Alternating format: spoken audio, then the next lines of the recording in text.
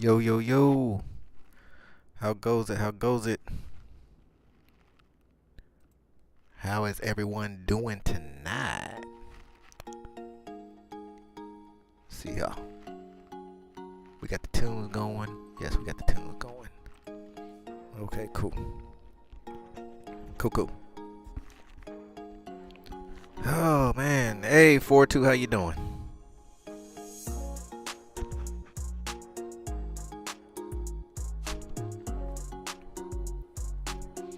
I ain't been too long, got back.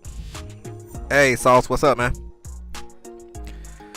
I was in a rush trying to get back so I can get on in here so we can scoot and boot. Scoot and boot. Alright, so let's go ahead and get this thing cranked up. Pre-flight is complete. Seatbelts fastened. No packs. Avionics is off. Circuit breakers are all in. Landing gear is down. Flaps are up. Cowl flaps are open. Lights as required. Fuel selector will go fullest tank, which will be the left. Alternator and battery is coming on. Let's prime the pump.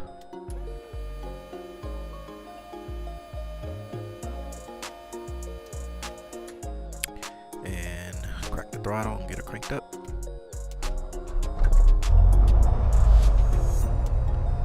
And avionics is coming on.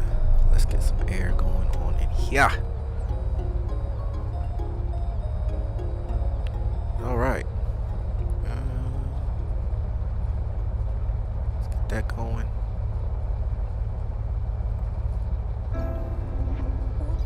Okay. So we're working there.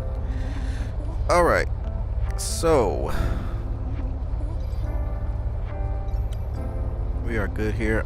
I'm gonna let the engine warm up. Let's get it up to 1,000.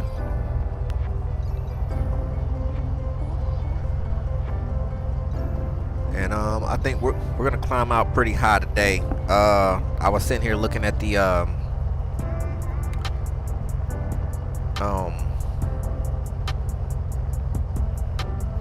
route, and get these lights off. And it looks like we're gonna be scooting over some pretty tall areas. So I think the peak over here is, so 1 for 10.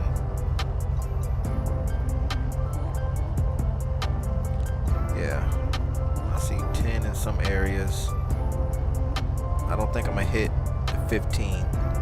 I am at Sierra Victor Charlie Sierra.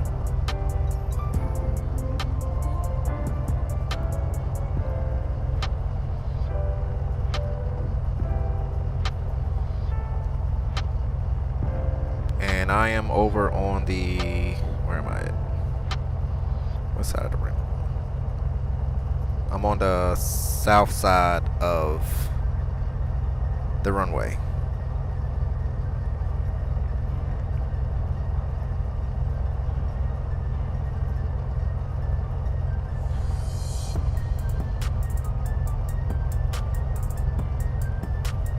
So got some plans to move some stuff around the room to accommodate the sim. That's what I like to hear for too.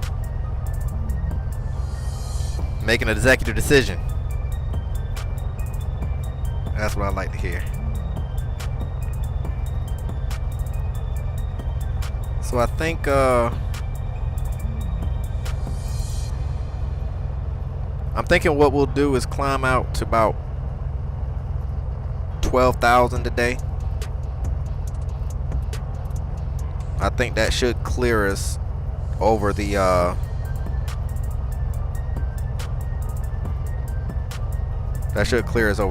the section that we're gonna be going over. Won't be started for at least a few months though.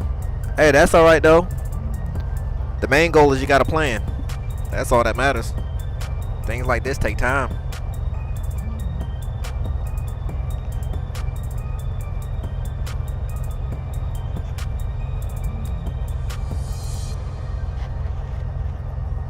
You see me, Sauce? Alright, well, while you're getting that set up, I'm going to go ahead and get some ATIS going. I am live weather, and I have my time set to 7 a.m. local.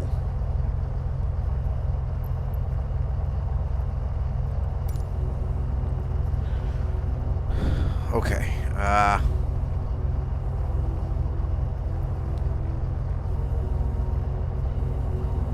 It should be Cardboard Sim.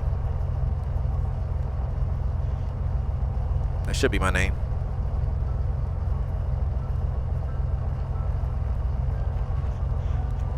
I have some TV saved in Marketplace, and I have 3 or 4 that cost $40.50. There you go. That's what I'm saying. Keep your eyes on that Marketplace every day. You never know what's gonna pop up. Or V35 guy. Is it V35 guy 42? I don't remember what I call myself in Flight Sim. I'm gonna be honest with you. I created that name a while ago. I thought I changed it to Cardboard Sim. Okay, 42 has corrected me. It is V35 guy. All right, cool. Appreciate that, 42. I should go back and change that. I need to make a mental note of myself to change that. There is the friend request. Hold on, let me go in there, and there's Sauce. All right, I got you.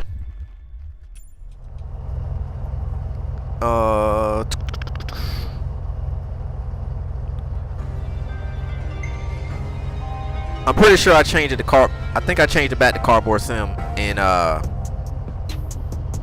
Discord.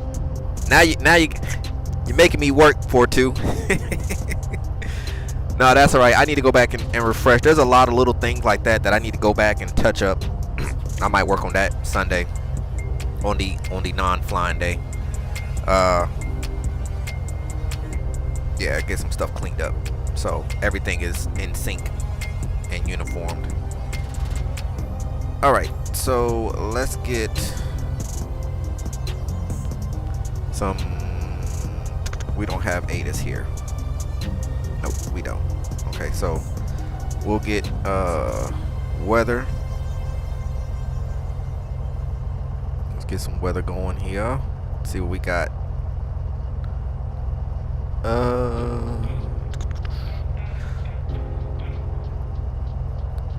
No, I decided to change Sundays, man, and just take the Sunday off, man. Spend just kind of have a whole day to just kind of relax, because between doing streams at nighttime, working during the day, you know, family time, all that good stuff, I just need at least one day to myself to just kind of regroup and reset and be ready to go. So I decided to move Sunday to an off day.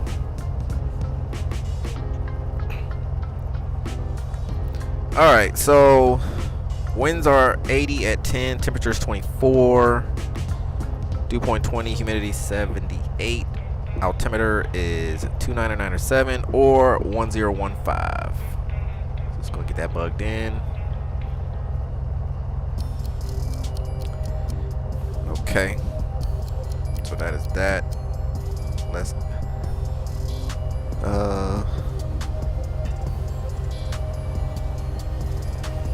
Let's get ground on 1217.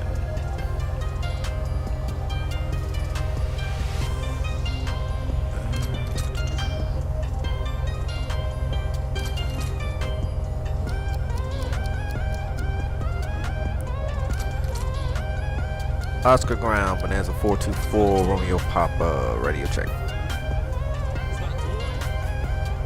think that's the name.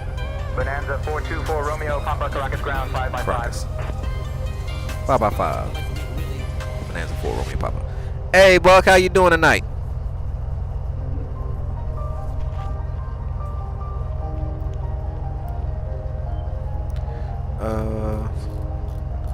We're gonna climb out to 12,000 today. I normally don't do high stuff, but I'm gonna have to today.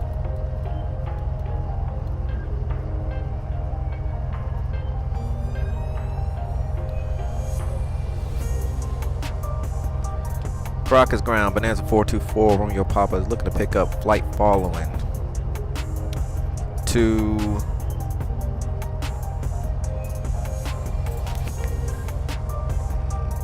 Santa Barbara at 12,000 feet. No worries, Buck.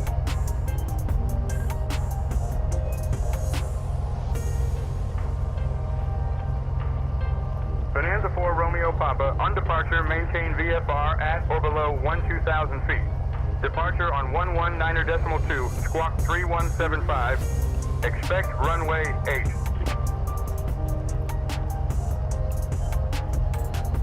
On departure, maintain VFR at or below 12,000 feet. Departure on 119.2, squawk 3175. We'll expect runway 8, Bonanza 424, Romeo Papa.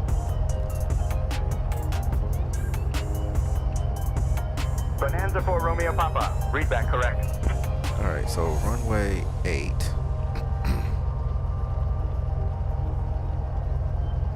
It's gonna be... Wait a minute, runway 8. Hold on a second. Oh, I'm at the wrong airport. Let me get back over here.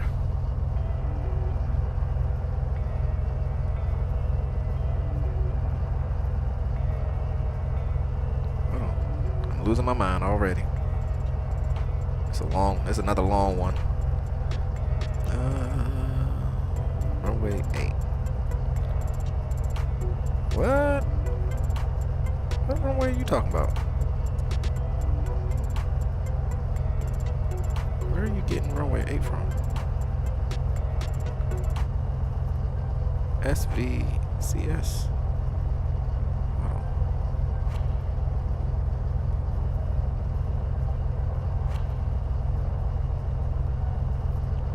Where are you getting runway 8?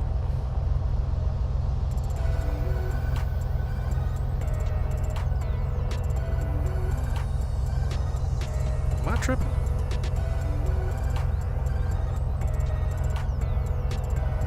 I must be tripping. Hold on. This is the right. Why is he giving me runway 8? I'm not at SVCS. Yeah, that's where I'm at.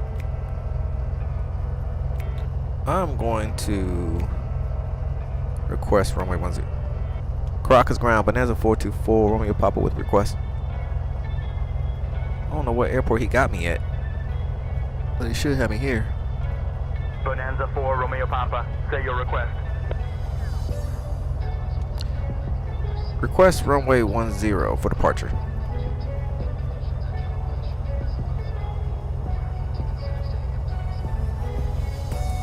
Bonanza 4 Romeo Papa, runway 10 approved for departure. Taxi via Alpha Bravo Charlie. Contact tower on 118.0 when ready for departure. He's got me at a different airport. Runway 10 approved for departure. Taxi via Alpha Bravo Charlie. Contact tower on 118 when ready for departure. Bonanza 4 Romeo Papa. Hold on a second. What is... I gotta see something real quick, y'all. Cause I think they got me at a different airport. I don't... No, that's the right one.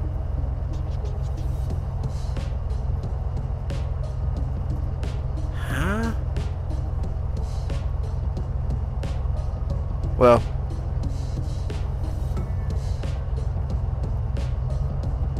We just gonna roll with it. Hey, Sauce, you out there?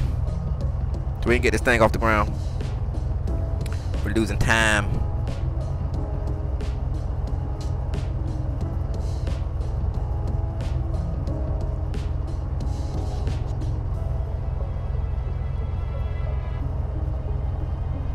Okay. Alright, let's get some taxi going. And I don't see you right this second, but I guess...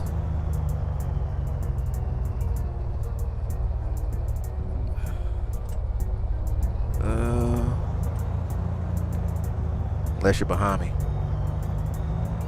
I don't see you.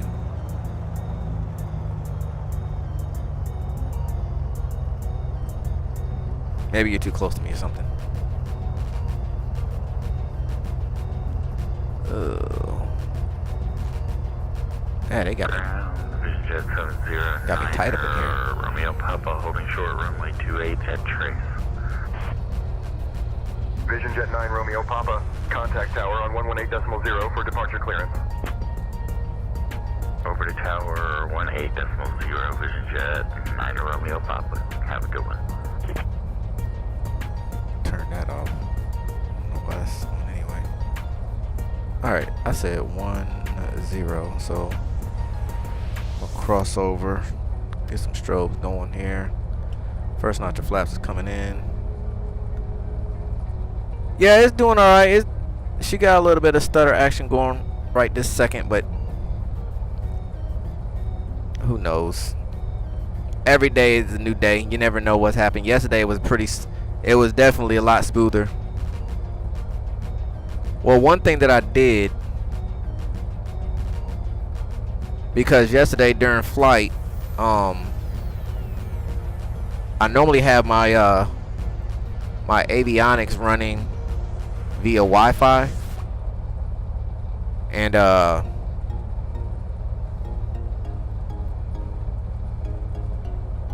during the flight it kind of it blinked out on me like it lost connection.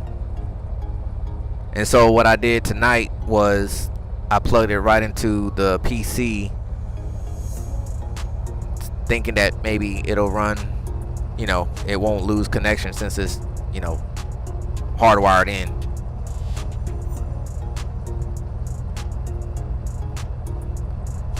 So so Sauce, are you on the E server?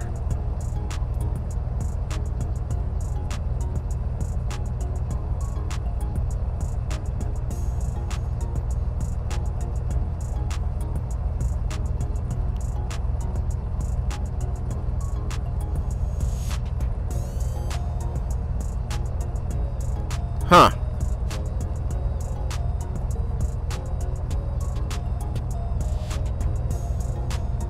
Okay, so I'm taxiing now down to well, we haven't had that problem before. That's weird.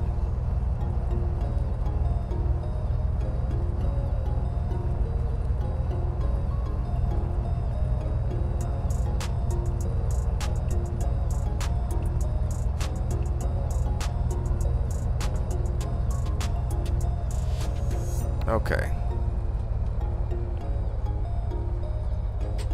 She's not liking something, but we gonna roll with it. So I'm sitting down at runway, I'm holding short runway 10 at Alpha, so I'm all the way at the end. I'm gonna do a quick run up to 17. Vision Jet 9 Romeo Papa, contact departure. Over to departure, Vision Jet 9 Romeo Papa. Vision Cycle Jet prop. 9 Romeo Papa, roger.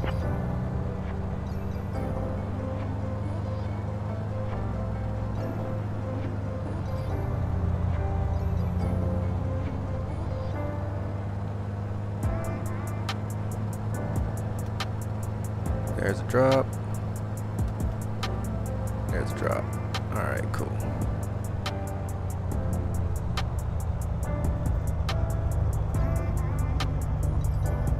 So you don't even see me at all.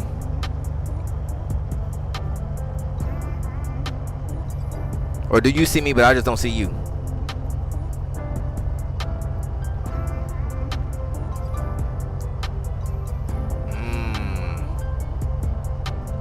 Hey Nate, how you doing? Caracas Tower, Bonanza 424, Romeo Papa's holding short, runway 10 at Alpha, ready for departure. Oh, that ain't cool. Bonanza 424 Romeo, Papa Caracas Tower, runway 10, winds 100 at 5, cleared for takeoff. Clear for takeoff, runway 10, Bonanza 4, Romeo Papa. And light strobes, brakes are released. We are trimmed out, yep. Lego. Alright, we are clear final. Yeah, she's a little buggy today. I don't know what her problem is.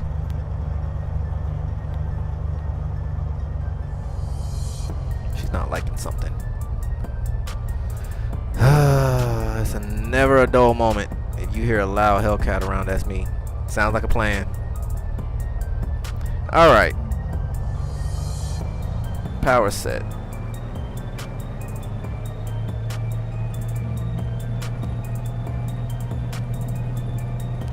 Airspeed's alive.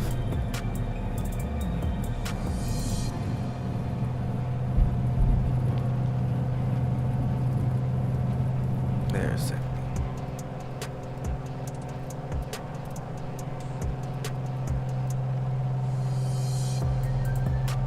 The rate gear is coming up.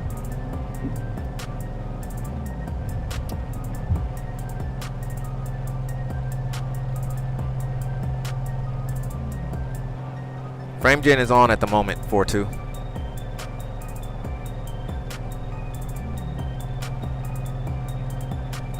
Flaps coming up.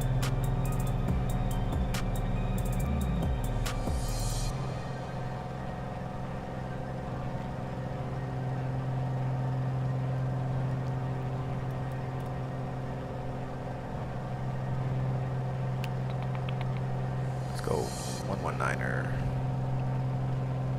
192.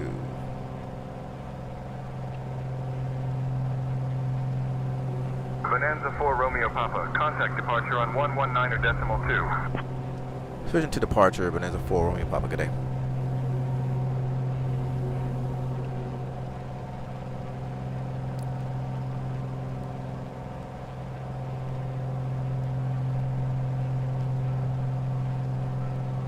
What is the departure out here? Don't know. Departure, Bonanza 424 Romeo Papa is climbing through 3,600 for flight level 120.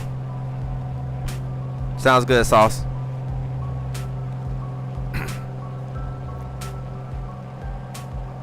Bonanza 424 Romeo Papa, TUI approach, radar contact.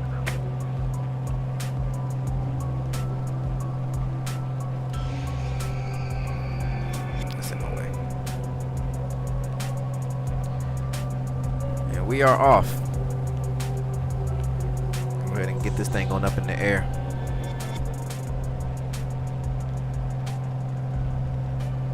Come on, Sauce. Come on, Sauce. Work with me, man. Work with me. Oh, man.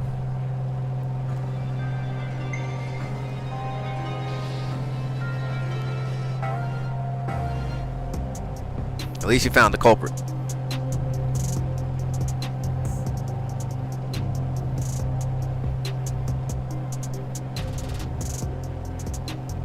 Okay.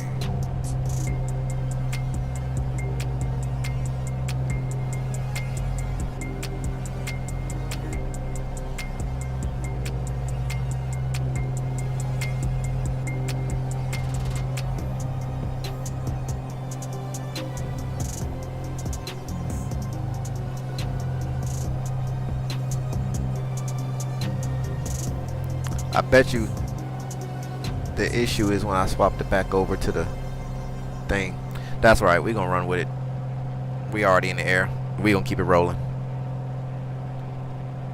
Alright, let's trim her out.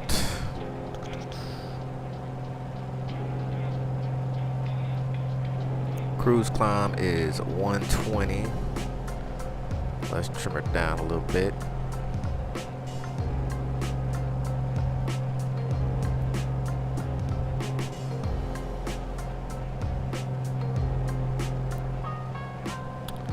And is that you?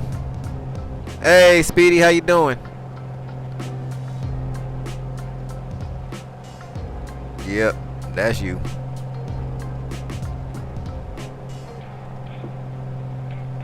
It's gotta be you.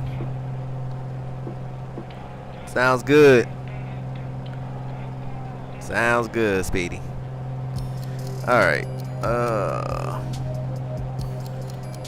Cow flaps are closed. And let's see what we get.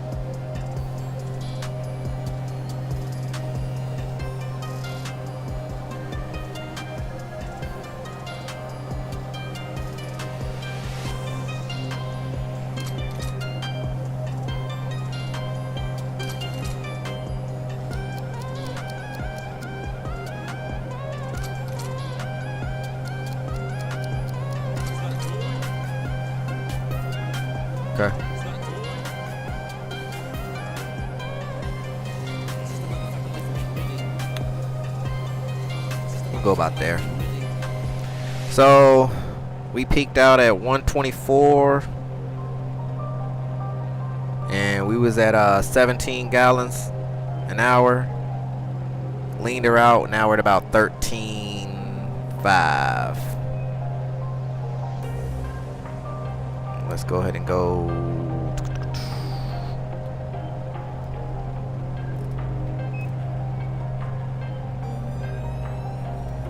And we'll go nav.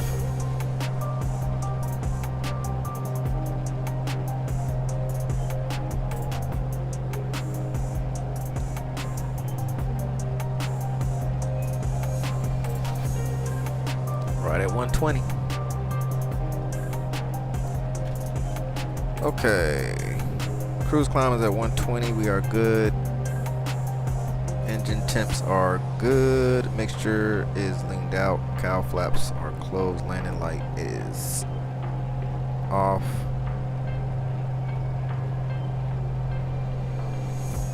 And we'll keep the climb out. Cool. We are on our way, y'all. How was everybody's day? Talk to me. Anything interesting today?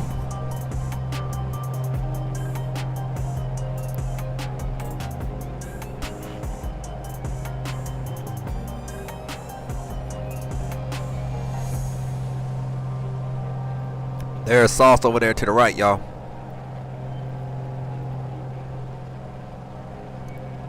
I got autopilot set. Just to let you know.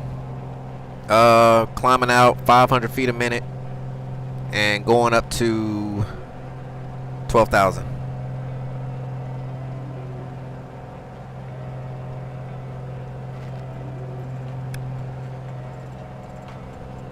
Oh man. All right, 4-2. Have a good night, buddy.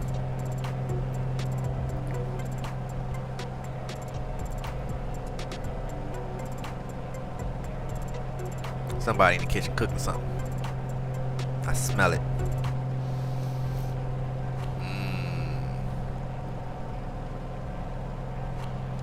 I don't know if it's the wife or it's the daughter. One of them in there. Probably my daughter.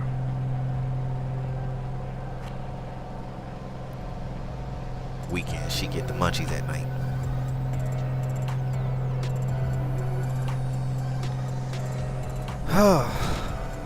Tried my first live stream for my I-4 rating tonight. My rudder driver crapped out and air manager license had to be reactivated. Epic failure. Oh no. I gotta go back and watch the stream. I missed the stream.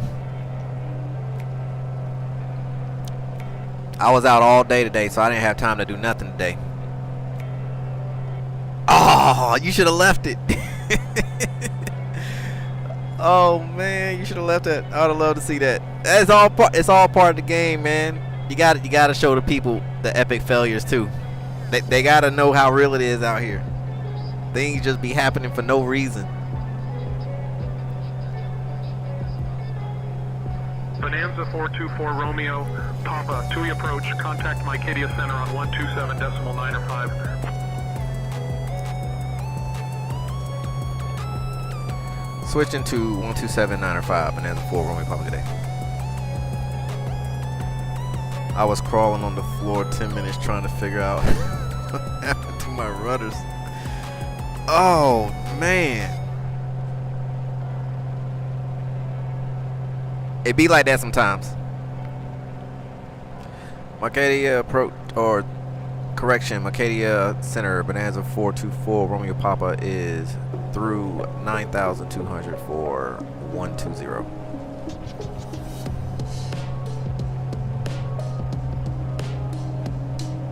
Bonanza 424 Romeo Papa, Mycadia Center, good morning.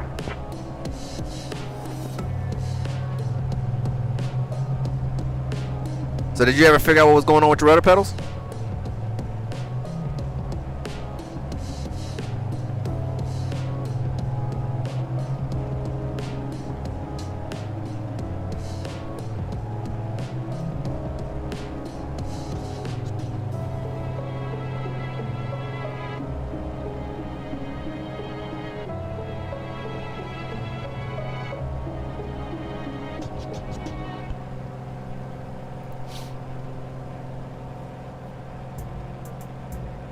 That's a bummer. That is. Oh man. It's things like that that make it like it almost puts like a minor discouragement in your soul. Like, I'm just gonna stick to recording. At least that way I can edit stuff. When you go live, man, these Sims, man, they like a kid, man. They want to show out in public.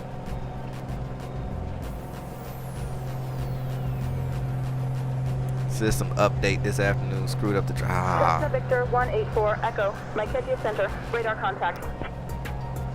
There's Sauce. Dewey departure, Cessna 184 Echo. Cessna 172 currently 10 nautical miles from the Dewey VOR, climbing from 3,200 feet to 5,000 feet, maintaining a 083 heading. Oh, I hear that, Nate. Yeah, you know, Cessna Victor 184 Echo, Windows. Center. Contact tree approach on 119.2. A window update could send your whole system into a spiraling downfall. That's why I make sure that Windows do, like, nothing has an automatic update on this system. I don't let nothing automatically update.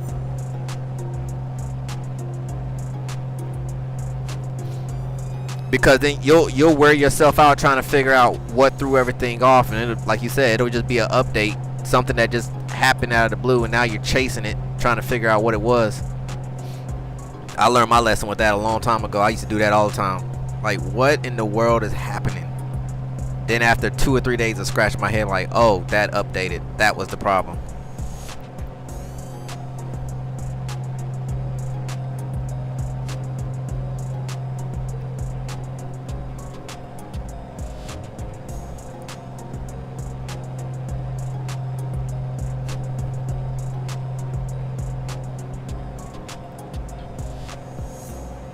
Gotta love the updates.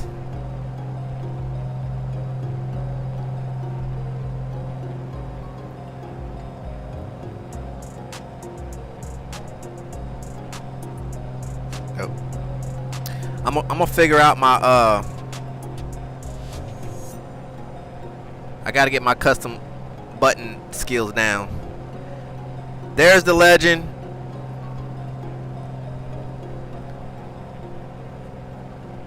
The Cessna of all Cessnas is in the building.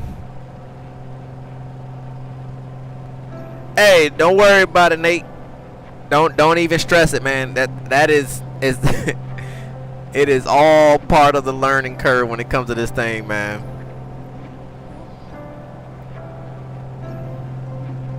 You're eventually gonna get to a point where it's just like everything is just automatic.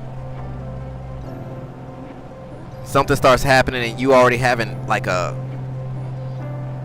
mental checklist of going through everything immediately to find out what the problem is.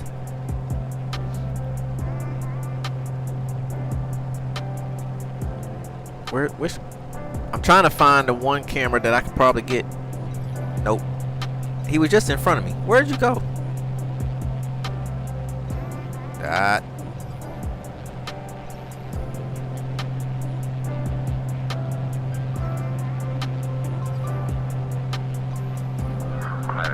Hey Cass, how you doing?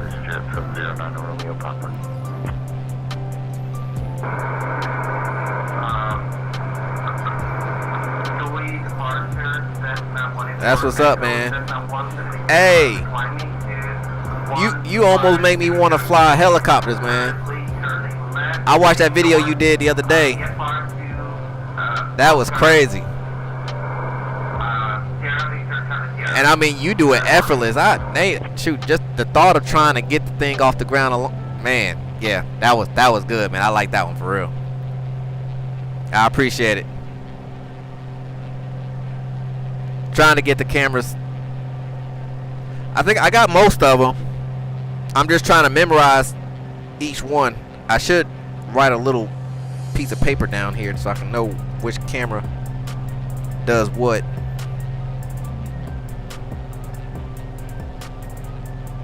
There you go, cheat sheet. Well, Sauce, you're you're hauling because I'm still in my climb and I'm only doing 120 knots. The boogie board.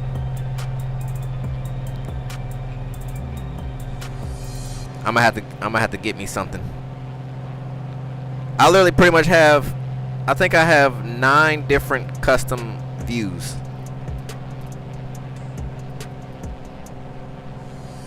I do not have one yet, Seth. That's been on the I want list for a while. I just haven't snagged one yet. I mean, I got my little keypad or my little numpad here. That's what I got. That's the whole reason why I really got the numpad. I actually found that we got this one store. It's, I don't know, probably about a year or so old. And you know, whether you go to Best Buy, Walmart, anything like that, the closest thing you'll get to something small is like a mini keyboard. And I just wanted a number pad like this one just for this purpose. So it works out. I just, like I said, I just gotta either make my little cheat sheet or just keep messing with my custom views so I know which one is which.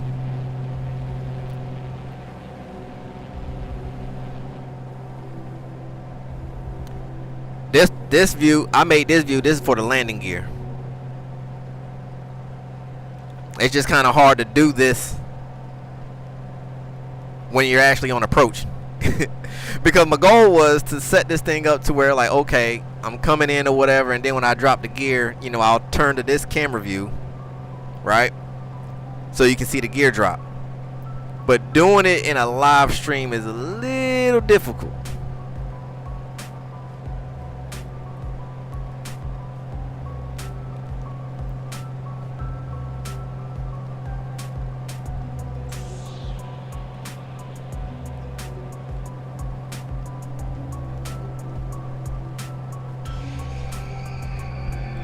Well, I mean, like, if I wanted to show y'all the gear dropping down to where, like, when I'm coming in on approach, right? And I want to go to this view to show you this view. It's kind of hard to do that when I'm actually on approach, because what you're seeing is what I'm seeing on my front screen. So if I look to the, I'm actually looking to the right and I'm going forward. It's like it'll be weird. Stream Deck can set up timed actions so you can sequence things. Works a great treat for what you want to achieve. Oh, okay.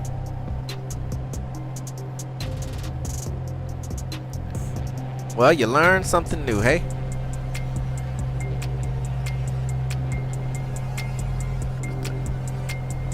Sawston left me in the wind. Oh, I'm not scared. I died, Cass. Don't come in with the yip yap.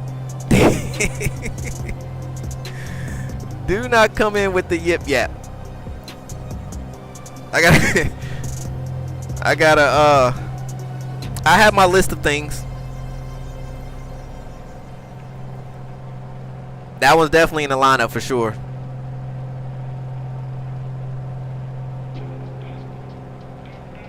Oh, y'all gonna just drive it into my head. Y'all gonna make me go get one tomorrow. Does it matter which one it is?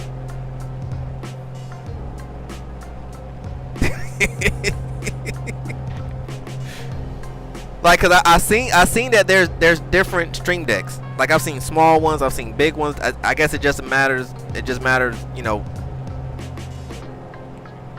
whatever accommodates you. Oh, there you go, Buck. Yeah, I actually like these. I got these on sale. I actually got another pair for the come here, down here on the floor.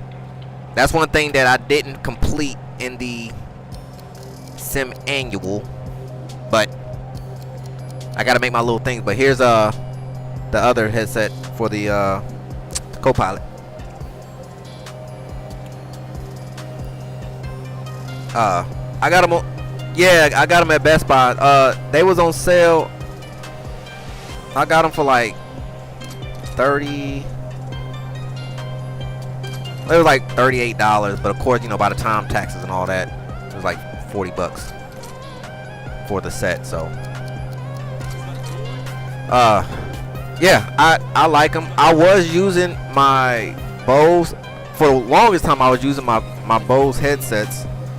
I had bought a microphone that goes with it, and I was using that, but I was using the headset simultaneously with my work, and I learned that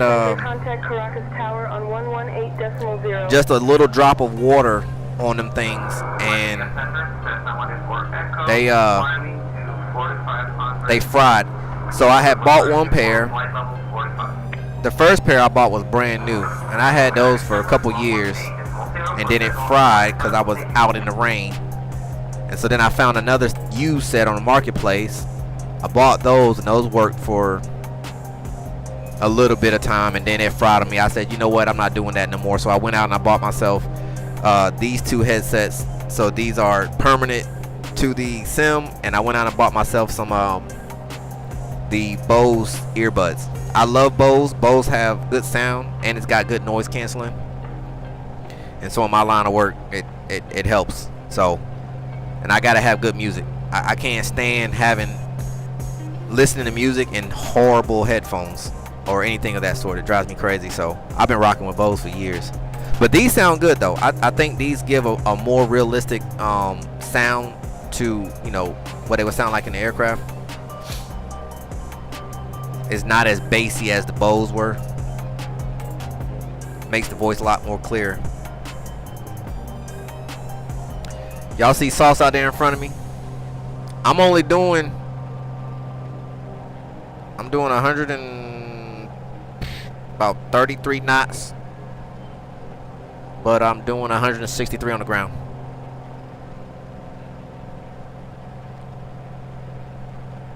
You want to get a stall horn check?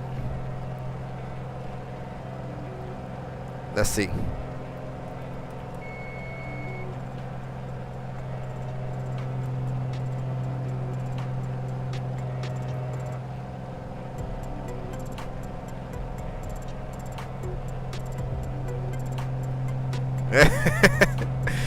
I got enough flips in the other day that says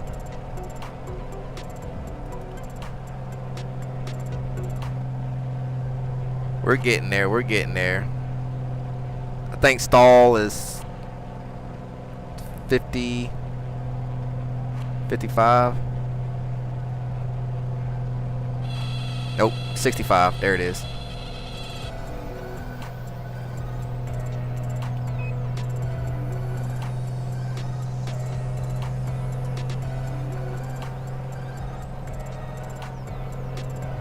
Yep.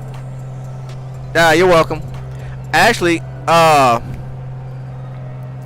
that you mentioned it, when I was installing my phone holder here on the side, I ended up messing up my stall warning light. I actually had a stall warning light that actually turns on at stall speeds. Now so I'm glad you made me do that. It's, you know, the sim annual went very well, but everything didn't get complete. But for what I wanted to get done, got done. I mean, that stall warning light, I got another, I think I got 2 or 3 more red LED lights. So I just throw one in there and rewire it back up. That's nothing. So I got to do that, and I still got to do my hooks for my headsets. I might not even do that. I might just leave them up on the glare shield.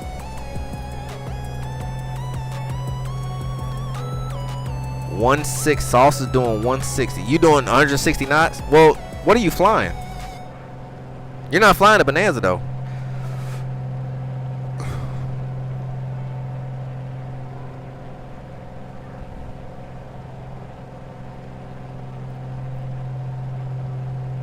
We are up here.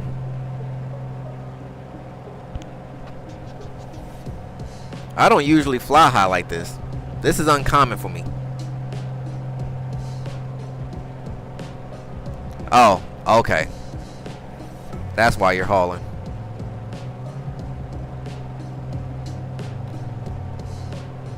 Am I back down? Y'all can't back down.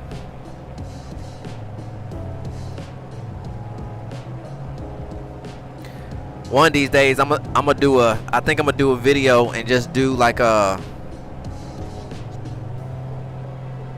practicing like the stalls, and like if you go into, but see, I gotta be careful though, because I heard that, well, I read somewhere that the VTEL does not like going into a like a turn stall, like where it just kind of lose everything. Because I think once you go into a stall spin,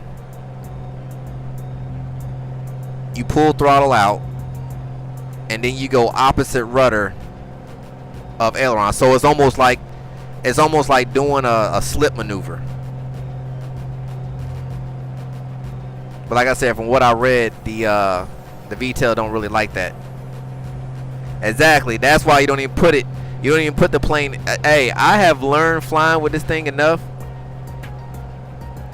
As long as you respect her as what she is, she'll take care of you. She'll get you where you need to be. But if you try to tempt her and put her in positions that she don't like, she a bougie little aircraft. You know? It's like she don't want to get dirty. But she'll, you know, she can get it. You know, we done that a few times in the past. Like, we'll get low and but all that extra funny stuff, she don't like to be stressed out. That's one thing she don't like. I've learned that. So we keep her wings level around here. But I mean, it's still, you know, something that I should practice just in case, you know, because you never know.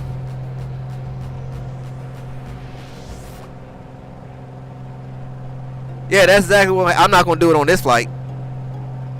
That's going that'll be like a just a video that I do, you know. Oh, I'm pretty sure I'll fall out. I know one time I was flying somewhere and I was trying to be a fighter, and I got that wing too low and she went to rolling and I couldn't save it.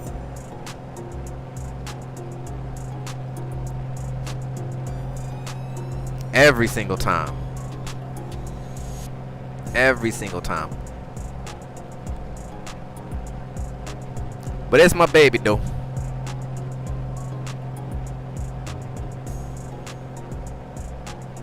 It is my baby. I just wish Coronado, like I said, would Gator don't play no game. Right. Airspeed is 132. That's about where I'm at. My ground speed is 162 right now. I don't see you. Let me see. Oh, there you are. I had to turn on name tags. You're out in front of me a little ways because I was out here I was requested to do a stall horn, so it slowed me up a little bit. I got you in my scope though.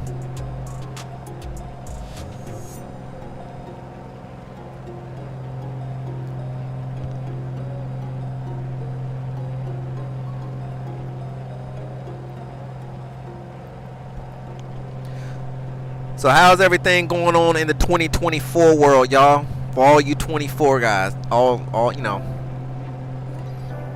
I'm gonna start treating y'all 2024s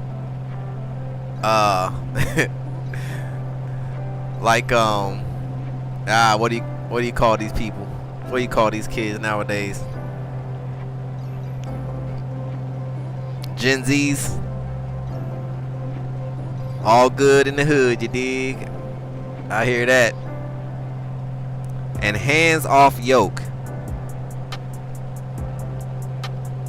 Oh, you mean going into a stall?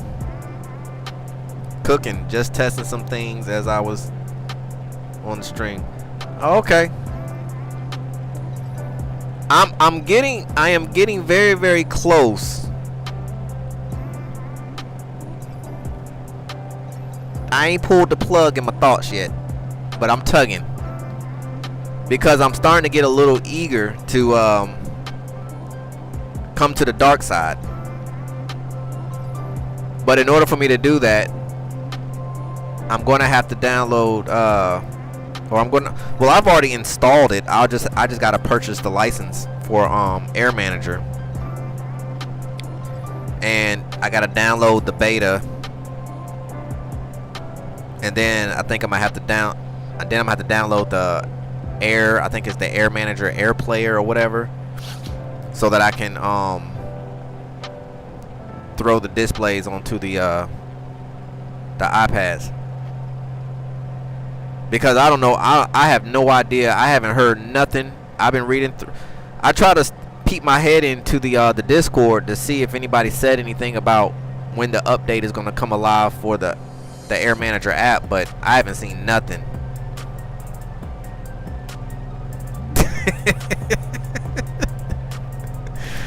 Oh man, well, you know, it's crazy. That was one thing, and I actually spent a decent amount of time on when they dropped the prices for 2024, and I had to really think about it hard. I'm like, do I really need this? Because they almost had me. I was about to buy the, what is it, the Aviator edition, or like the collector's edition or whatever, so I can get the bag and all that stuff. But I'm like, is it really that necessary to spend, what was it, like $300 or $200 something for that? I'm like, it's not that serious. And then when I got to looking at, you know, which, you know, as each level what it comes with, I'm like, there's no need for me to even buy any of the ones other than the basic one, because I'm only going to fly one aircraft. Or maybe a couple. You know, I might throw in the Cessna here and there, you know, when I'm flying with y'all, or, you know, maybe a Baron, or, you know, something like that. But for the most part, I'm gonna be in my VTL, so there was no need for me to buy the other ones that come with, you know, extra airports and all these planes, because they would just be sitting there. So I just went with the basic one. And like I said, I mean, every time that I think it's just more so, you know, I just really got to get in there and really learn 2024, because every blue moon I'll pop my head into 24 and just kind of see. And I mean, just trying to get the thing loaded, I'm just like, this is just too much.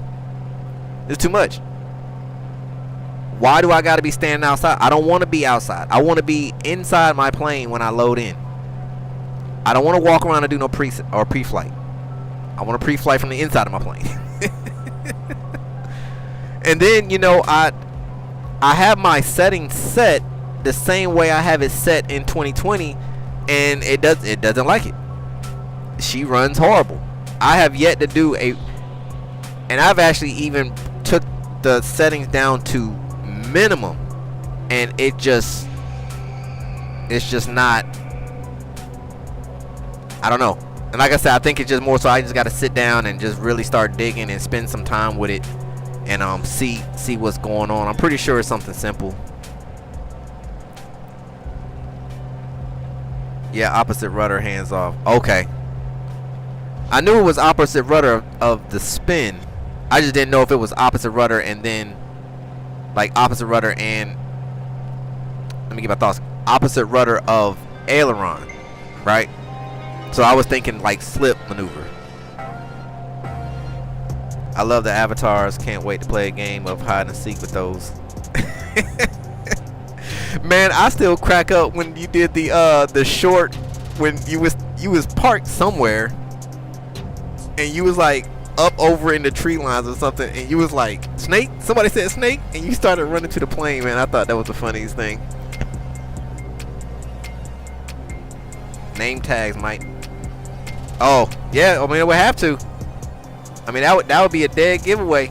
Can't play hide and go seek if I know where you're standing. So I don't know. I might I'm gonna give myself a little bit more time with it.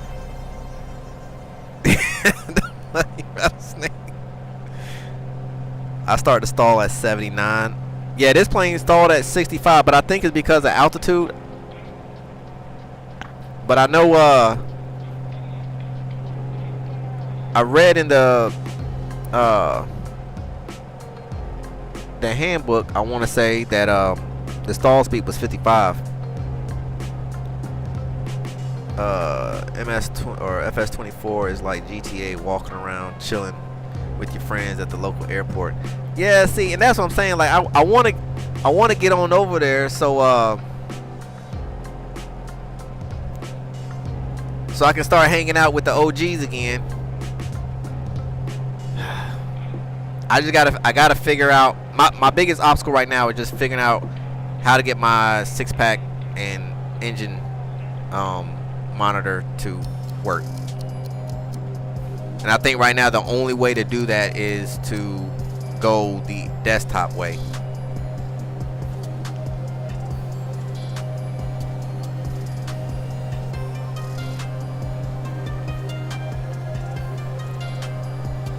Yeah, this plane is pretty stable, Sauce, to be honest with you. I mean, you know, a lot of people look at, you know, okay, yeah, it gets the name Dr. Killer, but, you know, it got its name because you get these doctors out here with a whole lot of money and thought that, hey, I'm cool, look at me in the VTEL, and didn't know the first thing about flying a plane, and guess what? Doctors started falling out the sky. I mean, of course, you know,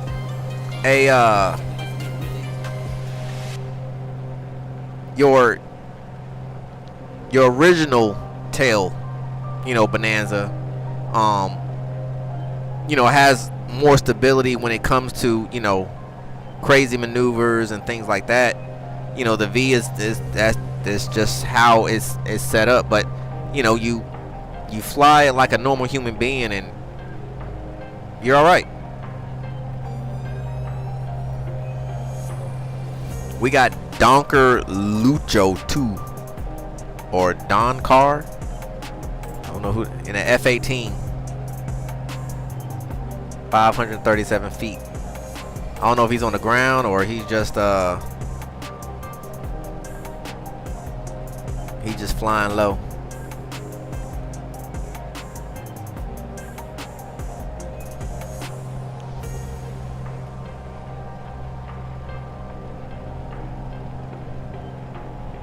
The F-117 had everything like, yeah, but you know, the 117 was a cool looking aircraft, but it didn't have a payload worth for nothing. It was, you know, I kind of understand why they made it, but you know, it didn't last long. Like F-117 is what, you got enough to drop maybe 2 JDAMs, maybe. And I don't even know if the bomb bays was even big enough to even carry 500 pounders. I mean, I'm pretty sure it was, or it did. I don't know exactly what it could carry, but I think it was a waste of money in my opinion. I mean, when you look at what we had, okay, so we still got the U2s, right? We had the Blackbirds. We got the B2. So there's your 3 stealths right there. 2 for reconnaissance. And 1 to drop bombs in secrecy. But then, if you really want to drop bombs, and if you want to wipe out a whole city and push the city back to biblical days, you bring the buff, right? If you need bomb drop to wipe out, you know, a specific target, get in and get low and get fast and get out, you got the B-1 bombers. I worked on that thing. It was a turd. Still is a turd. But when she get her old tail up in the air and handle the business, she handles the business.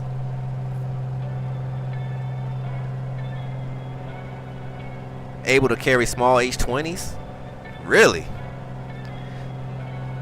I'm gonna have to add that to my list of things to do tonight. I gotta see what the actual payload or what she could actually carry, because I'm gonna be honest, I don't know.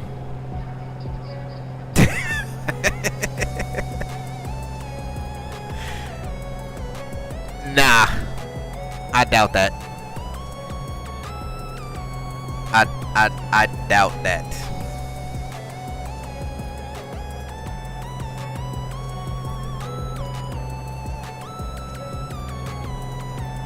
That plane wasn't that big.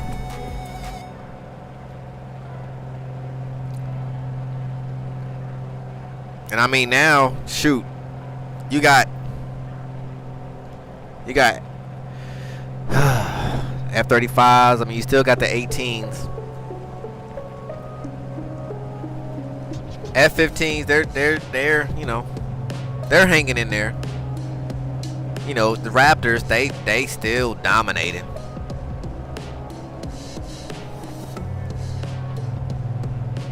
Now, what is it? The what is it? The Su-37s?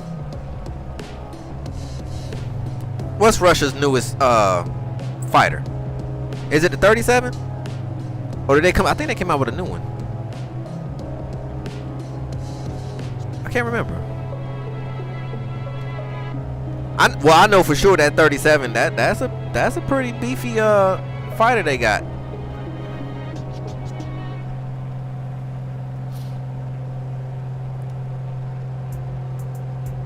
'57. Oh yeah. See, I knew I was off. I remember the 37s. But I knew something had came. I just couldn't remember if it was the 37 or if it was Su-57. I actually watched a video the other day. There was one. They was playing. It was like an air show, or they were playing war games somewhere, and I saw one of those. And we had an F-35 over there, and some other countries had their stuff too, which I find weird. But that's a whole nother story.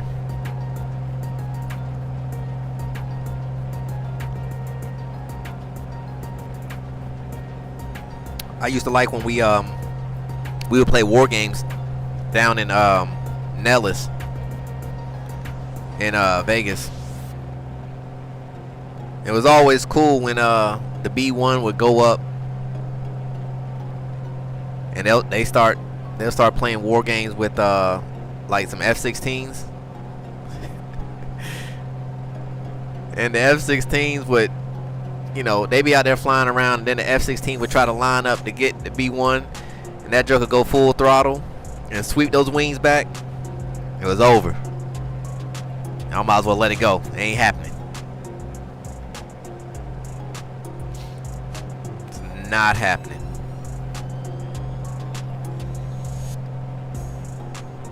And it was a cool sight too. Like, so the first few years when I was working on them in South Dakota, on Fridays, you know, as long as the weather was good, they would do a flyby. Oh, B1s are just retarded. Oh, am I allowed? Let me take. I'll retract that statement. I didn't say it. B1s are loud. You gotta be so careful what you say around here nowadays.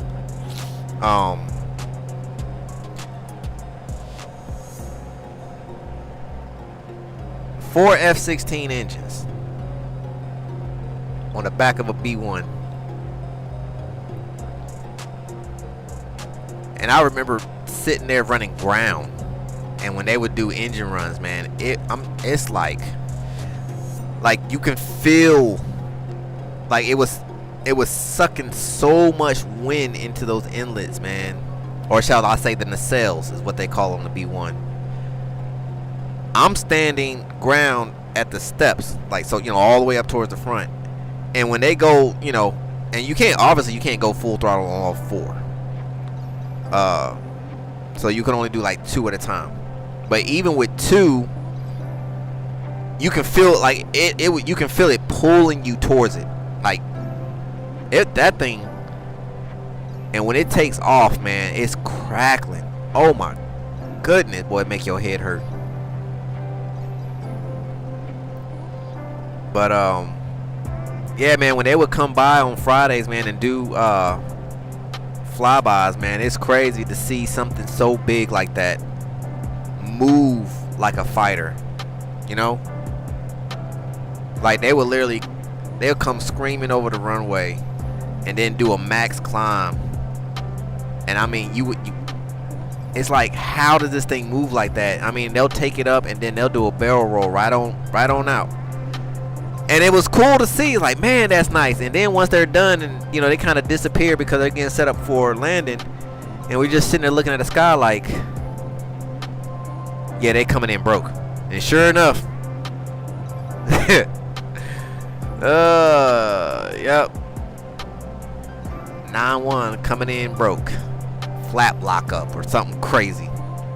Now we're out there on weekend duty trying to fix the thing. Fun times though, man. Fun times.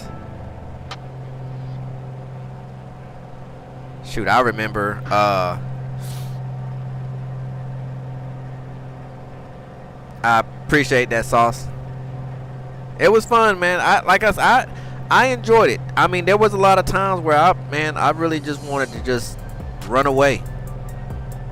Like, there's been plenty of times where I was on that flight line at like 2 in the morning during the winter, and we're buried under like 4 or 5 feet of snow. It's like -40 outside, and I'm like, I did not sign up for this.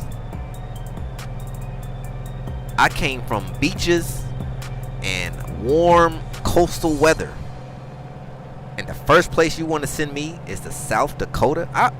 I was depressed for like the first like 3-4 years of the 6 I was there. I hated South Dakota. And then right when I finally got to a point where I'm like, you know, I'm here, just make the best of it.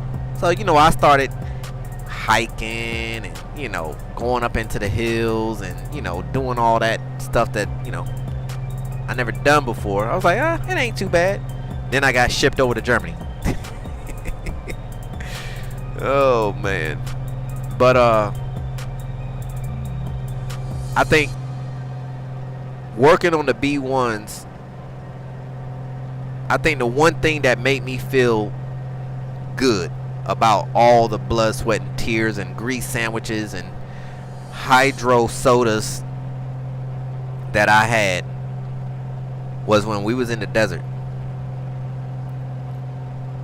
And it was nothing like working on them planes all night long, getting them fixed, getting them worked, getting ready to go for the morning missions. And you're sitting there and you're watching them load this thing up, and I mean, it is loaded, max capacity, full payload. You watch that thing scream down the runway that morning right before you get to work. Romeo Papa, Mike Center, contact mark with the to approach on 119.4. Switching to 119.4, Bonanza 4, Romeo Papa, good day. What was that? How the world you say that? Markismet. Approach Bonanza 424 Romeo Papa is level at flight level 120. Say it like the Germans. Bonanza 424 Romeo, Papa, Barquisimeto approach, good morning. Barquisimet? Yeah, whatever. Alright. So, you know, you watch this thing scream down the runway fully loaded, right? You knock off work, you go do your thing, you get some sleep, because it was, you know, it's 12 hours on, 12 hours off. Alright, have a good night, Speedy. And when you get into work that evening and you see that thing come in and land, and them bomb bay doors open up and there ain't nothing in there,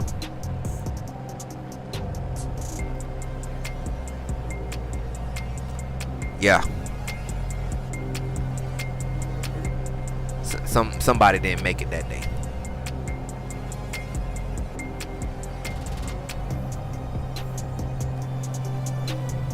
But that was a long time ago. Then, well, you know, from that, then I moved on to, you know, working on C-130s, and then got to fly all over the world with those and hang out the back of the plane with the doors open and look at the world from, you know, from up in the air. Like, that was crazy. Like, I remember the first time I got to do that. I forget where we was at. More than likely it was Africa. Most of the time when we did that, it was Africa. And you know, you just hook into your harness, and of course, you know, you check all your harnesses, and you know, you before you even leave the ground, you check them, you lock them in, make sure everything is good, so that way once they open the ramping door, you know how far you can go. And literally, you know, open up the ramping door and you just literally sit down on the ramp, feet hanging, while the plane is in the air. Like, it was the coolest thing ever, man. I remember another cool story. So we had came back, me and my bird had came back stateside because we was doing some missions with some guard units. We did one in Maine, and then we shot down to Arizona to do another guard. Was it? No. It wasn't. That was a different trip. This one was this one, where we at? Missouri. And this was the first time I had never seen this before. So the hatch up in the roof, you know, you take that off, and that's how you get access to the top of the plane, right? So we took off. Now, technically, I wasn't supposed to be up there, but my crew, man, like, we always kept a tight team. So they was like, hey, whatever, my chief goes where this plane goes. That's just how it is. And so they fought tooth and nail, but they was able to get me on. And so there was this glass, it was like a bubble, like a dome that goes in place of the top hatch. And so while they're doing their missions and they're talking and doing their own thing, you could stand up on the bunk. So if you've never seen inside of a C-130 before, when you come up the ladder, you walk inside the plane, and then you have a ladder and you go up top to the flight deck. And so in the flight deck, as soon as you walk up, you got a bottom bunk, you got a top bunk, and then you'll have the loadmaster seat right behind the center console, and then of course you got your co-pilot, you know, your pilot and co-pilot. So I climbed up onto the top bunk. Now we're in the air. I don't know how fast we was going. I just know we was in the air flying. And it almost made me sick because when I stuck my head up, I was literally looking at the top of the plane, right? While we were flying, and I mean, they was yanking and banking, and I'm sitting here and I'm looking at the plane of what it looks like from outside, but inside the plane. Like, it was wild, man. And I'm so mad because the phone that I had at the time had most or if not all of those videos, those pictures. And oh, there he is. How goes it? Trying to match me, sauce? I went home one day and I forgot something, and I went back outside to the car and drove off and left my phone on top of the car. And I lost all of that. I'm never getting that stuff back. So the only thing I have now is just the memories in my head, and I still think about it to this day. I'm so mad at myself. I've never lost a phone, ever. I may have dropped them a few times, but I ain't never lost one. And when I went back to retrace my steps, it was nowhere to be found.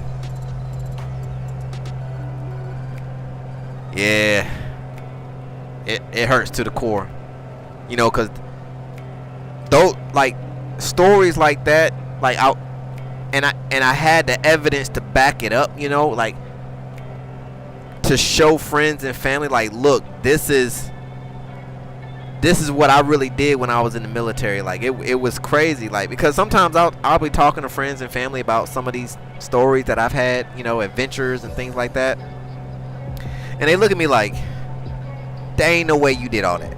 And it's like, yeah, I did. Like, I got pictures on Facebook, on my Facebook page.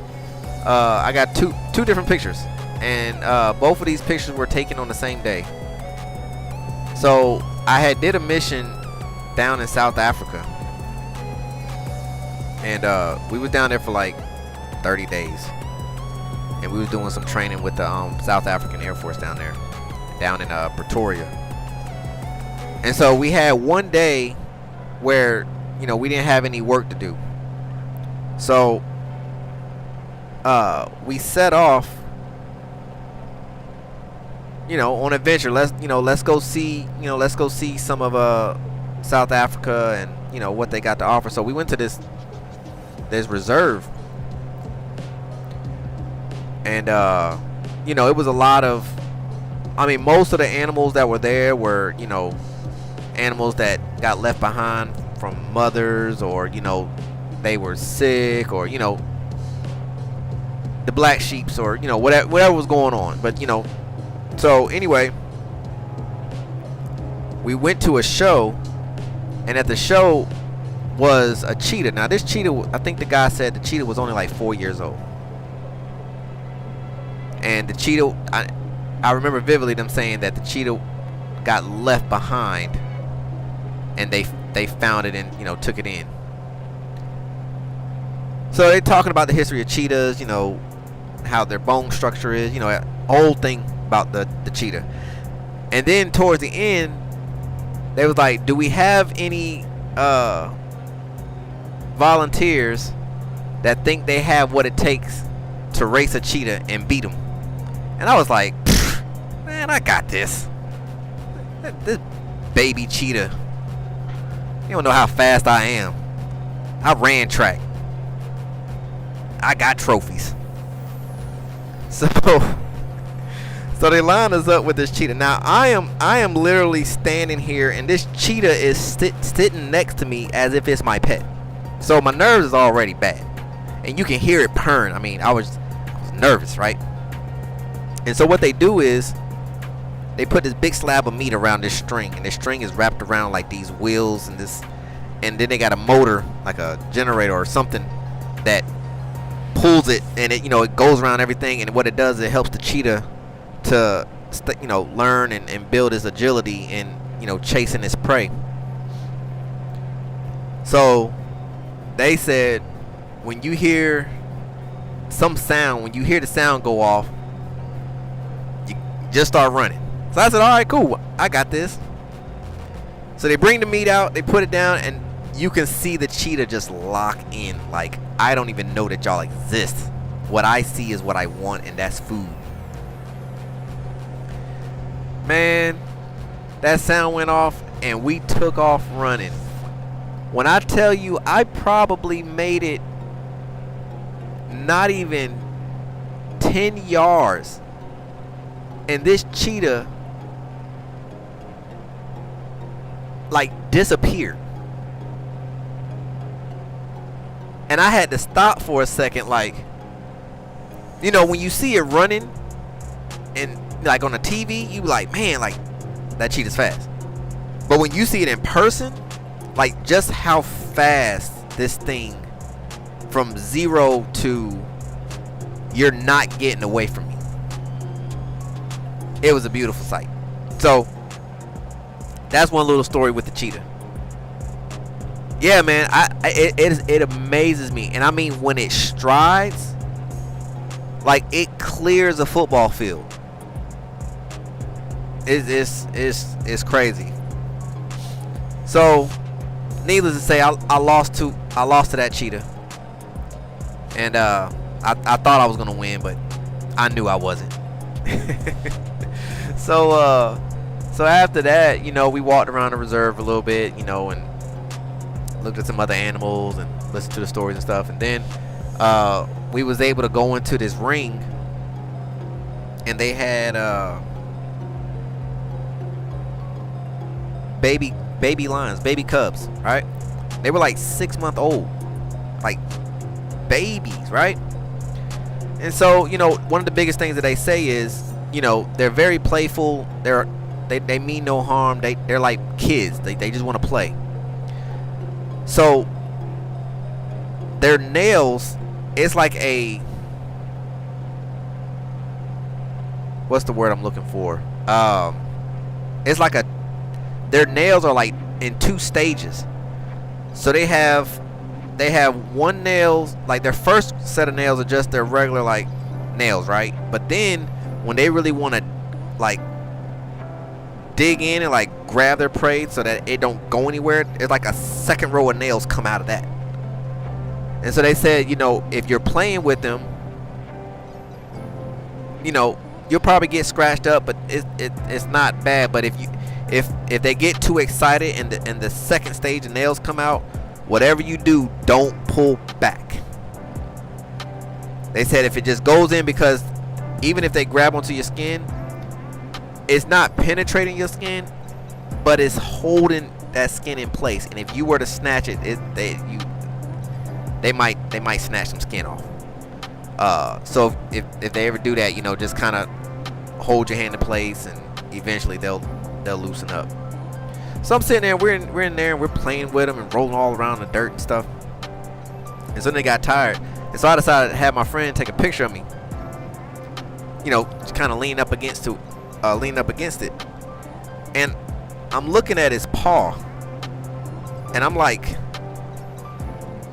this baby lion is only 6 months old, and his paw is as big as my hand at 6 months. Like, imagine that. Like, I mean, I'm not a big guy or nothing, you know what I'm saying, but this lion is only 6 months old, and his paw is already the size of my hand. And then it all made sense, because they took us to I think the following week we went to another reserve, but this reserve was different. Like, we was actually out in the wilderness with them. Like, hey, don't do no funny movements, right? But I mean, we did have a little van, you know, that kind of took us out, and you know, but they would stop and we can actually get out and like look at the animals and all that. So we get along this one path, and we come around a curve, and there is these white lions, and there was, I think they said it was the 2 males, they were brothers, and then there was like 3 or 4 females.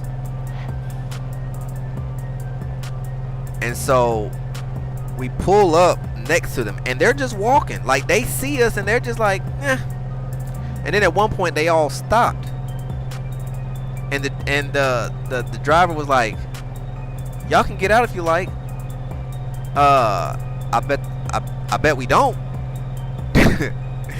Ain't nobody getting out this. Are you serious? So don't nobody see these lines right here. Oh, they don't mean no harm. See, look, and he got out and was playing. Hey, Bo, that ain't what we do over here. And so eventually we did get out, right? And I'm looking at the male lions, and the first thing that came to my head was, I gotta look at their paws. Man, when I tell you, in real human form, the size of a grown lion, it doesn't make any sense. And then the roar, like that underbelly undertone roar, there's no other sound like it. Now I know a lot of, and I've watched this on social media, everybody's like, yeah, but the tiger roar is louder. Yeah, but that under, it's like that wiggly roar with some reverb in it, man. that sound alone let you know, hey, I'm going to the house. I don't know where to do that, but I heard him, and that's enough. And I mean, it echoes and it just carries out through the tree lines and stuff, man. It was real fun, y'all. If y'all have never had an opportunity to do something like that, man, you gotta get over there. Yeah. I don't care what anybody. I don't care how low. Hey, there's a lot of dogs out here that got a loud bark, but ain't worth 2 cents. Now I'm not saying that the tiger ain't worth 2 cents, because the tiger's a ruthless cat too. But the loudest ain't always the strongest. Now they say that a tiger could take a lion. I'm gonna have to find a video to see if that actually works, or if that's true or not. I don't think that's... Like you said, they ain't called the king of the jungle for a reason, you know?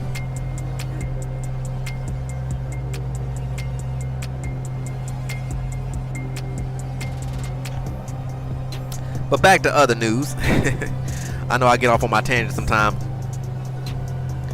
The lion, yeah, I've seen him a couple times, Seth. That, you know, Mother Nature is crazy, man. Like there are things out in this world, and sometimes I gotta ask myself, like, God, why did you create this stuff? Like, what was the purpose? Like, we was in a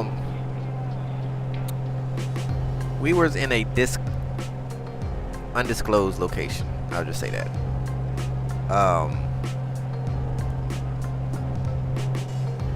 Somewhere in Africa. And I've heard of the black mamba. I know what the black mamba can do, but when you see a black mamba in person, it makes you respect Mother Nature to the utmost fullest.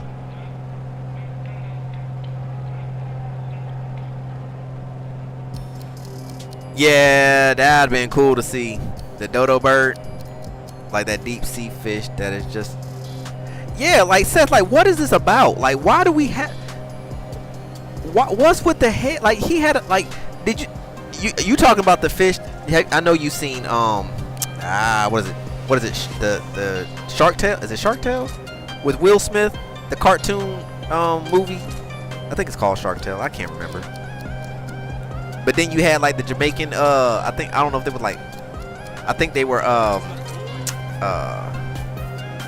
what do you call those creatures in the water that don't have a brain but is alive and it'll sting you? My brain is going.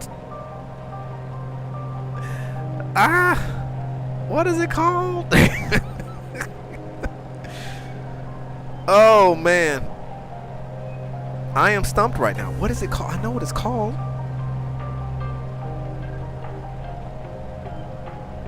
What do you call those things with the long tentacles that if you touch it, it could sting you, but it's like transparent? What are them things called? The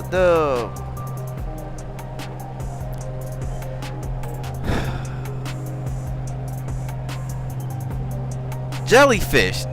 Thank you, says. Lord have mercy. I don't know why I couldn't think of it. But that's what I'm saying. Like, so it was like a Jamaican jellyfish. That's what it looked like. It looked like the Jamaican jellyfish in that cartoon movie. Like, it had a whole face. What's the purpose? What is the purpose? One of our ravens, when we was in Ethiopia, got slaughtered by an acid beetle. I didn't even know what an acid beetle was. Acid beetle got spooked and shot acid all over, like all of this got hit with acid. He ended up getting like 2nd and 3rd degree burns. He's scarred for life, and this beetle ain't about It wasn't about this big. What's the point? Why? I don't get it. I don't understand it. Like, why mosquitoes? Why do we have mosquitoes? What is the sole purpose of a mosquito?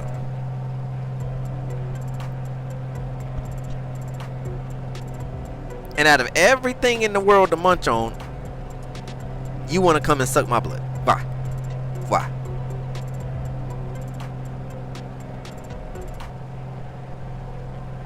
Yeah, I know. But it shouldn't.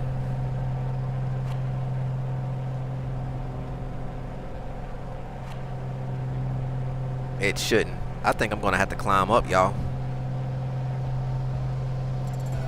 This is looking a little on the rough end. Now that I'm looking at this.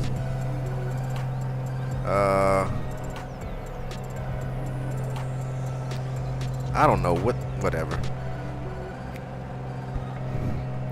Approach Bonanza 424 Romeo Papa with request.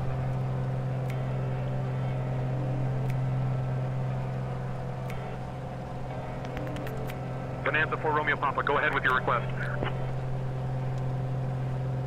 Request flight level 160.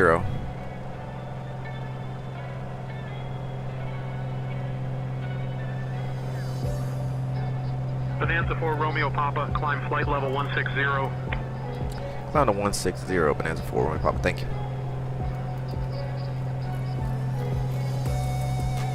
I thought I wasn't going to go over that high spot, but it looks like I am.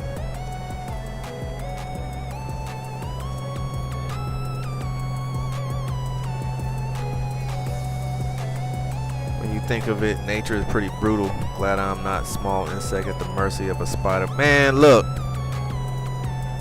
Now.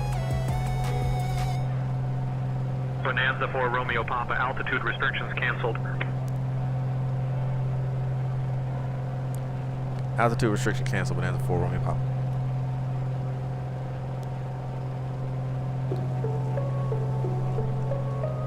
Yeah. Bonanza 4 Romeo Papa, negative. Only altitude restrictions are canceled. Maintain current heading. Maintain current heading, Bonanza 4 Romeo Papa. Let's hold.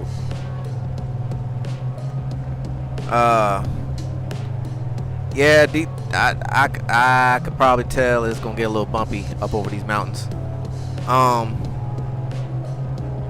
Male spider mates with female and then gets eaten. What's with that? I mean, you know, that's the same thing with a praying mantis. Bonanza 4 Romeo Papa, contact Mike Etia Center on 128.7. Going to 1287, Bonanza 4 Romeo Papa, good day.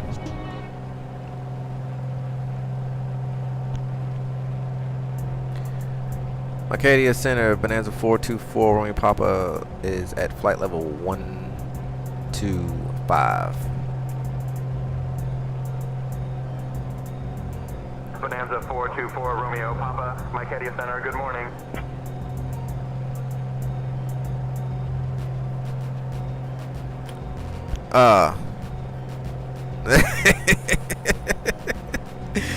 Oh, that's too funny right there. You know, praying mantis are some evil little creatures, man. When I was in Guam, we did a 4-month TDY to Guam, and there was this female praying mantis, and she was huge, and she always wanted to sit on top of the door of my room. Every dag blasted morning when we would get off of work, and I would come, all of these dorms, all of these rooms, and this heifer would sit right above the door, and I would have to go in through my other friend's room to get to mine, because I'm like, I'm not opening that door with that chick sitting on top. No, I'm not doing it. I'm not doing it. You are not. I am not about to get embarrassed in front of my peers by a praying mantis. It's not gonna happen. You're not gonna do that to me.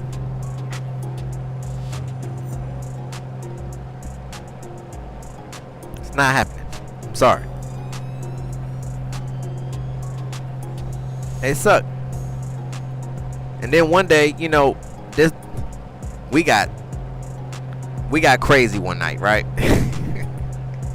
I'm talking, we pretty much bought everything in the store that night, and we was out there just having a grand old time. I get back to my room. I'm like, you know what? Today is the day. Today is the day that I'm gonna man up, and I'm gonna face this chick. And whatever happens, I'm going through my door tonight. Sure enough, I get to my room and she's standing there just looking. So I'm approaching my door and I'm looking up at her. I'm like, we fighting tonight. I lie to you not. I went to put the key in the door, and right as I went to open the door, she hit me with the Karate Kid move, y'all. Like, I was opening the door, and then all of a sudden, she literally just brought her arms up and did this. I said, you win. I ain't about to do it. I'm not doing it. Oh, you're not about to slap me in front of my peoples. I will never hear the end of it, ever. You win. I give up. Yeah, Sess. Hey, look. Size mean. Says, I'm telling you, man. It was. I mean, I still talk to my buddies about it from time to time, man, and they always bring that up. They always bring that up, man. It was fun times, man. Fun times for sure. Shoot, I remember we was I think it was the second time I was headed down to South Africa, and we stayed the night over in Comoros Islands off the east coast of Africa, right?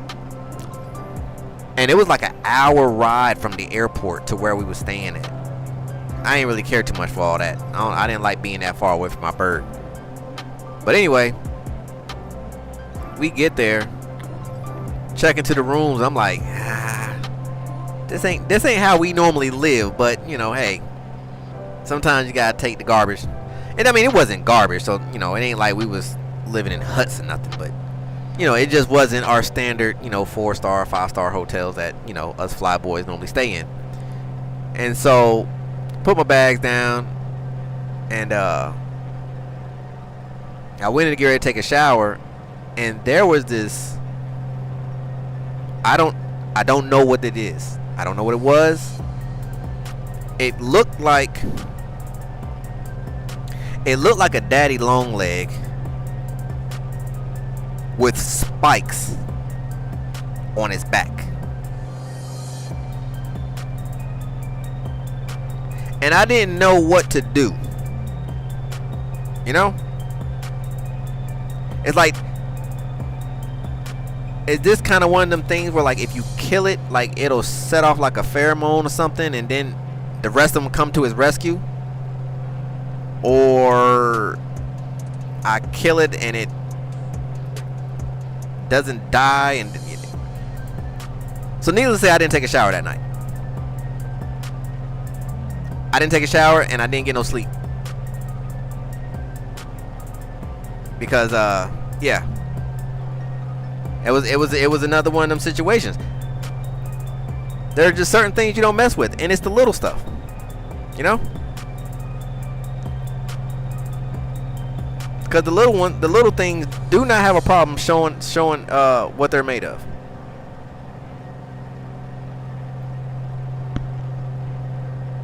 Crazy stuff, man. I don't understand it.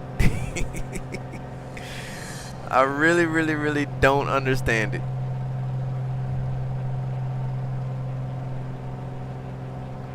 Okay. I'm going up. Because it looks like we about to...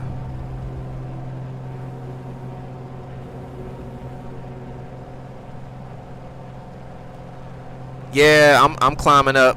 I'm headed up to 16,000.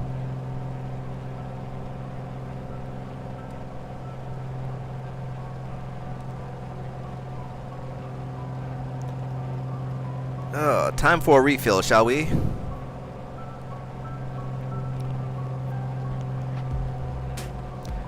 Let's check radar here.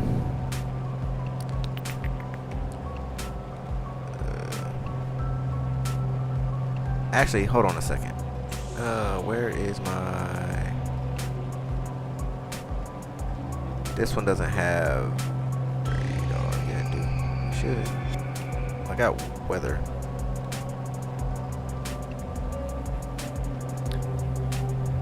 But for some odd reason, I gotta learn the 650. The 650 is different from the 750.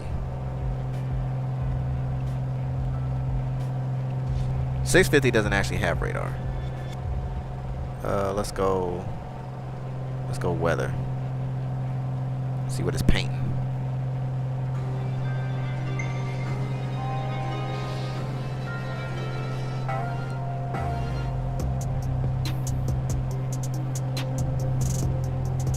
Yeah, look like it's getting a little messy out front. Got to get above it. Can't fly in it in VFR.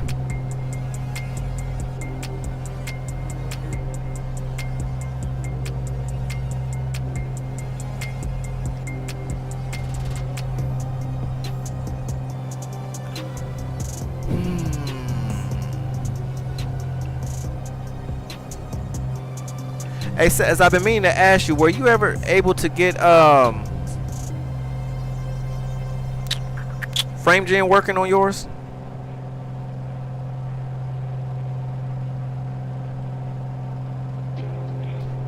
I can't remember if you did or not.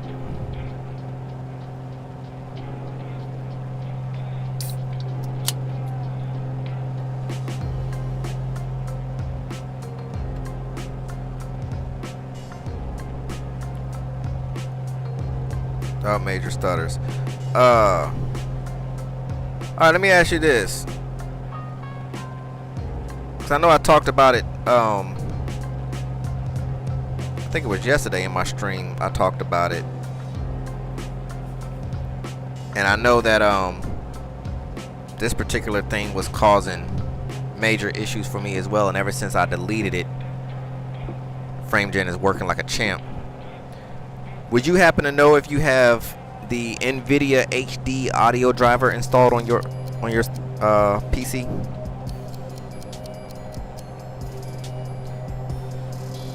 And if you do if you haven't changed anything, like when you do the NVIDIA driver update, if you do the express way, it'll automatically download this driver.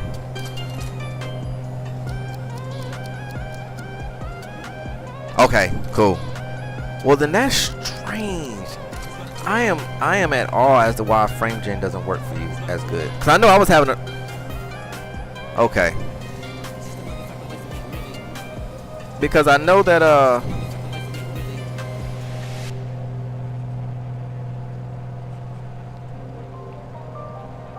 Ooh.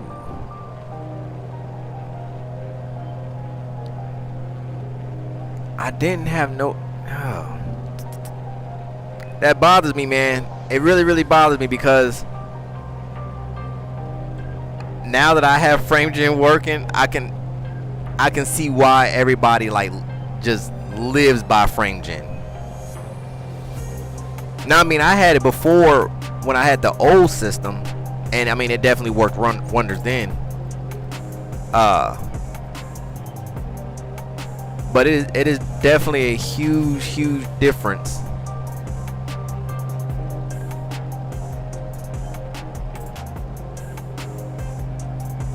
than just not using it. I have a 4080 Super.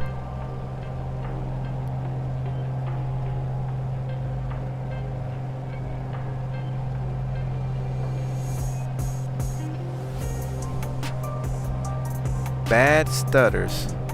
I'm trying to go through my head and think like, okay, where was all the issues I had when I was using it?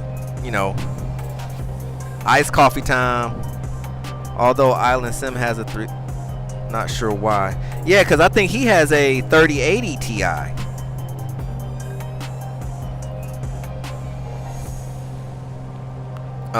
I'm right there with you, Sauce. I just refilled mine.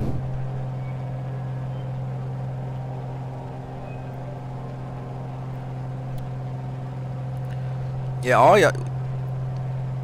So you definitely have the FrameGen mod installed, so you have access to FrameGen. It's just you just having stutter problems when you use it.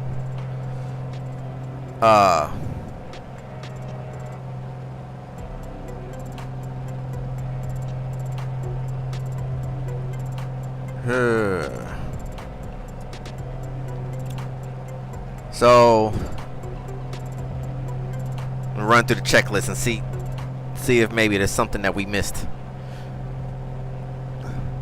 So clean. So every time, and I'm pretty sure you do this, so don't take it the wrong way. I'm just trying to run through a checklist in my head. So every time you do an NVIDIA driver update, do you then go into NVIDIA control panel, disable the shader cache, go to this cleanup, clean out the shader DirectX cache, go into NVIDIA and clean out the GL and the DX cache there as well. Yep. Okay. Obviously turn that back on. Then you don't have the HD audio driver installed.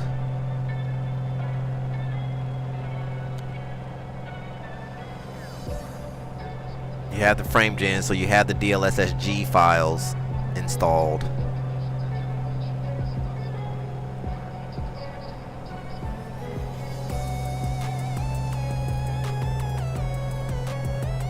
I wonder if it has something to do with the way you have your settings, maybe.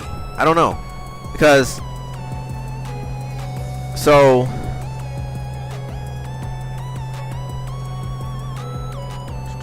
have you tried saying, let me see. Like, have you, since FrameGen up, you know, pretty much annies your frames, have you tried adjusting your refresh rate inside the sim?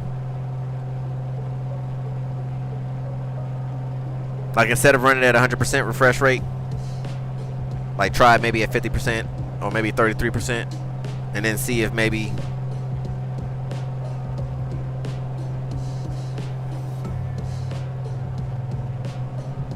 because even if you're capping it out at 60 inside NVIDIA control panel, it's still trying to push frames beyond that. Even though, because I learned that because that was something that I was testing one day. And I'm like, well, I have my frames capped at 60 in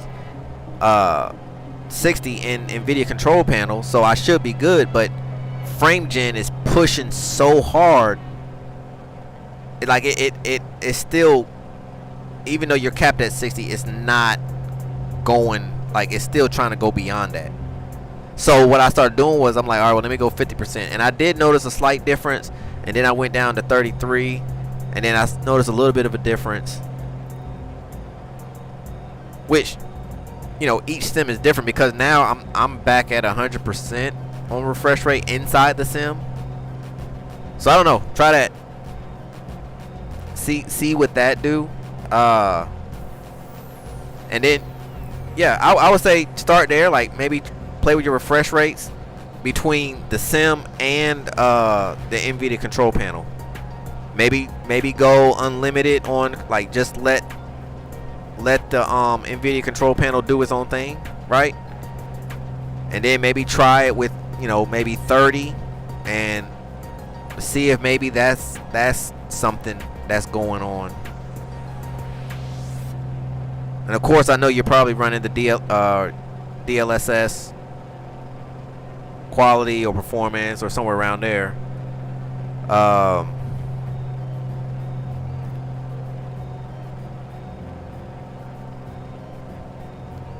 Let me think. Let me think. Okay, so let me add. Well, do you use? Let me ask you this: do you use SpaceDesk for anything in your sim? I don't think you do. I could be wrong though, because I know your G1000 suite is the Semiotics is his own app. But do you have? Okay, so you don't even have to know SpaceDesk. Okay, that's nothing to worry about.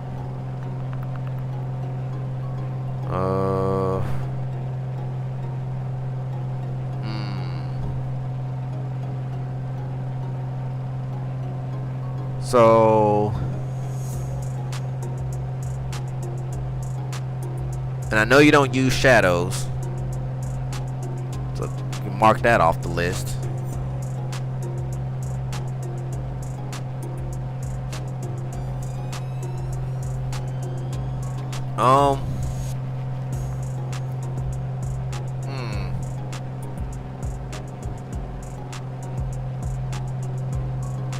I'm thinking.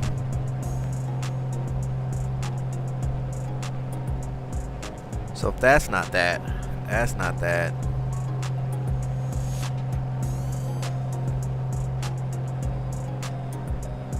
Have you tried doing it with your settings to like just low settings? Like don't change like all the, well, I mean it kind of going to change a little bit, but well, it'll change a lot actually. But like just going low settings and then seeing what it do. Because one thing I learned with FrameGen 2 is even though it's like doubling your frames and like stacking frames, FrameGen still has a cap based off of your setup, right? So like for my setup now that I've figured out the main culprit as to most of my stutter problems, right now I'm running everything maxed out, right? But if I start bringing in other little things, like if I were to go in and say, if I were to go ultra on the trees and the grass and stuff, I'll start losing frames, even with FrameGen.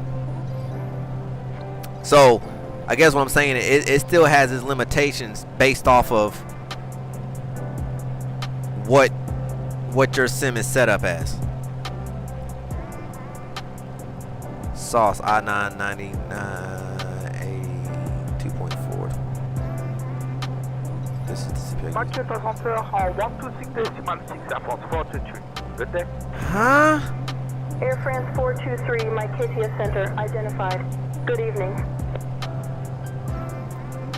Hey, Air France, you got to figure out how to talk a little better, Bo. Anyway, Sauce, you could still use FrameGen 2. It's just a FrameGen mod. All it does is trick the system into thinking that you actually have a 4000 or 5000 series card, and so you can still run FrameGen on a 3000 series card. I did it with a 2080 Super.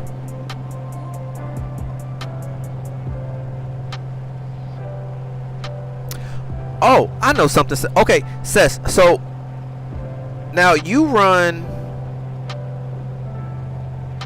Do you run 4K on all three screens, or you still do like 4K on the front and 2Ks on the side?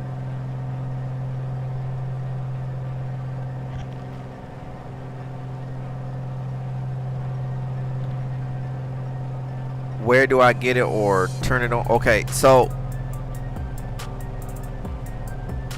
it's a process to get it to work. I'ma shoot at the end of this stream. I'll shoot you the video link that'll walk you step by step on how to go about getting it. Okay, so 4K all the way around. Okay, so you have the 3840 by 2160 in Windows and in the sim.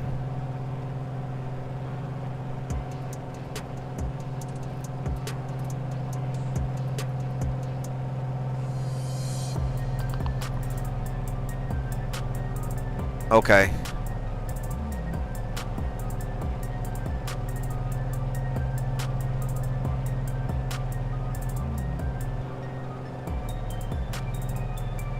What do you have your slider set at? Like your TLOD and all that stuff. Cause you got a beefy system, it should be able to run it fairly good with good settings as well, even with a 3090.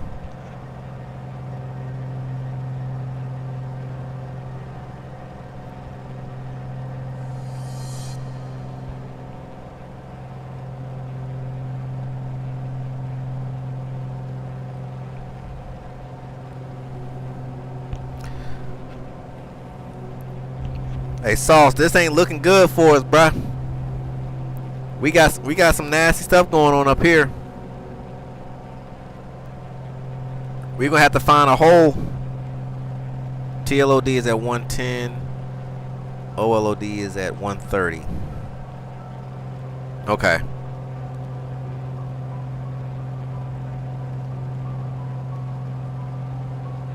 I wonder if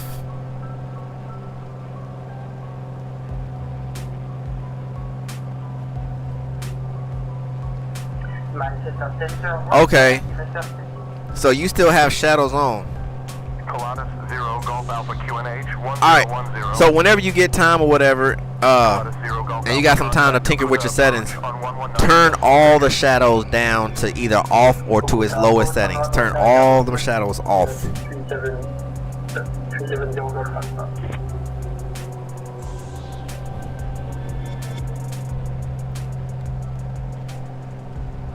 And then see how that goes. Because like I said,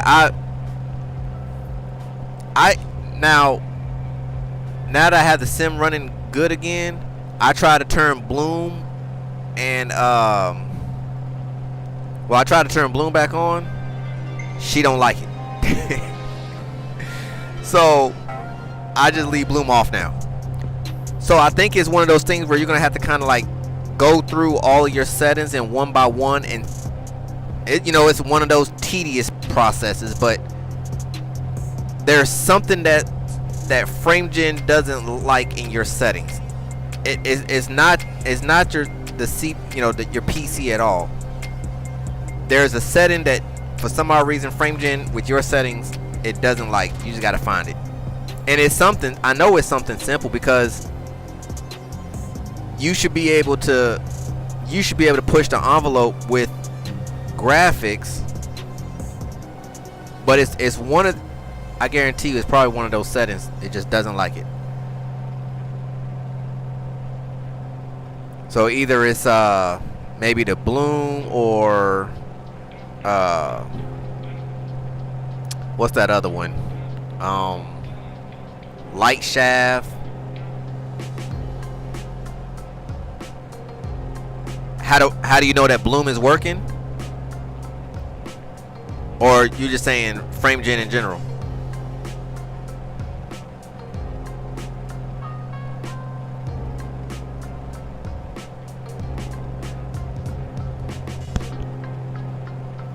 Hey Sauce, I see a hole, man. I think I'm about to try to dip through it. I'm gonna go heady mode real quick. Well, as far as bloom is just FrameGen in general. Did it? Oh yeah, frame increase and overall performance increase. Like, I put it to you this way.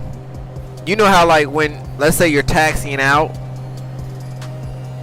and as you're turning or whatnot, you know how, like, sometimes, like, as you're looking at the screens, like, it's not like blurry, but it's not, it's kind of like it's kind of blurry, if that makes sense, right? Well, FrameGen gets rid of all that. So when you're turning, as you're turning, there's no blurriness to what you're looking at. Like, as you're looking at it sitting still, that's how it looks when you're turning. So the overall graphics is clear. Like, trying to make it make sense. I gotta I gotta cut through this hole here.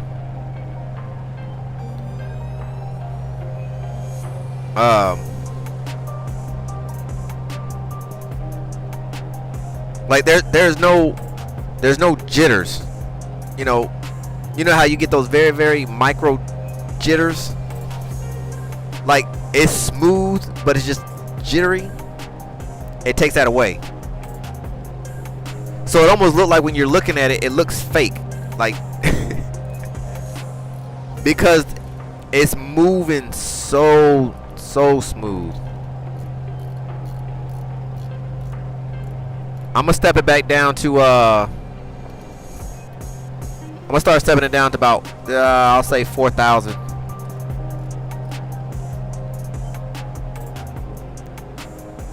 I want to get away from these clouds.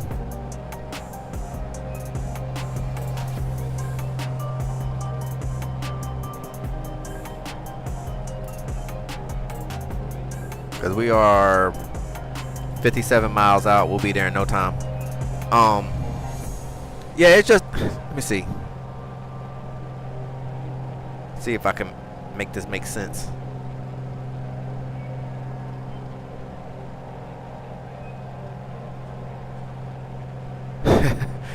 Okay. Oh, it look like you doing a nosedive.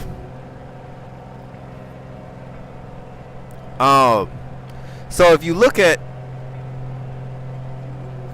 the like the mountains and the clouds, right? You see how it's just one fluid motion. There's no jitters, there's no stutters, there's nothing. So how that looks is how it looks all the way around, whether you're going fast or you're going slow, or even when you're turning, if that makes sense. It's just different. Okay, I'll tell you what, this is how you know when FrameGen is working.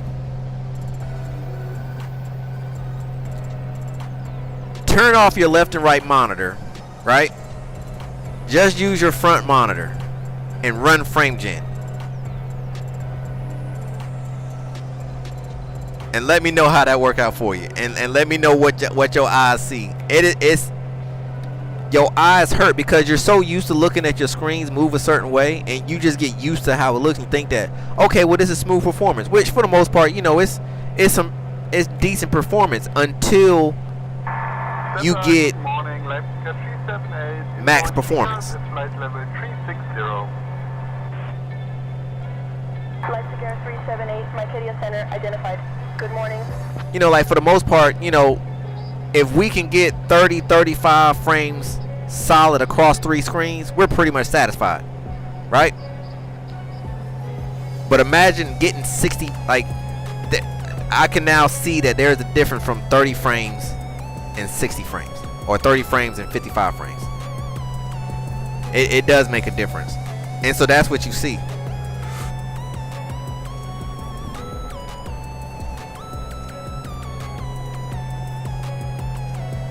It's crazy.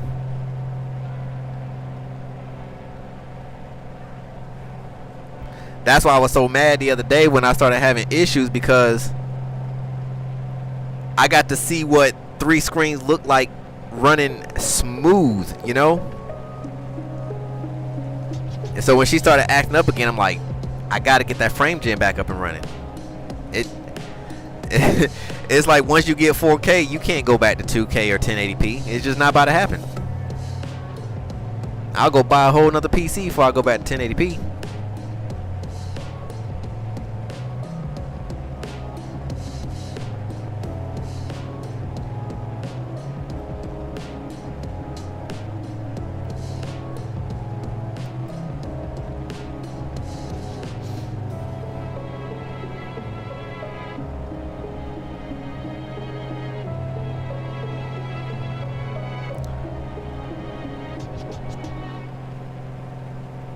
Well, okay, I'm not knocking 1080p, right?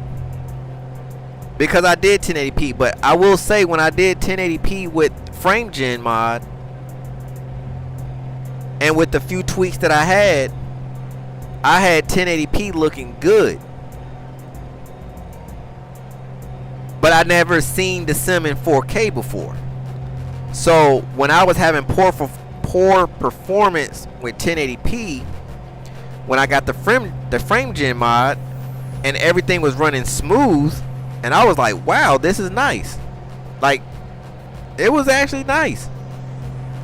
And then when I upgraded and I was able to push 4K, then it was like, oh, this is what 4K is about. So like even now, like I'm running frame gen with DLSS in quality mode. Now I can tell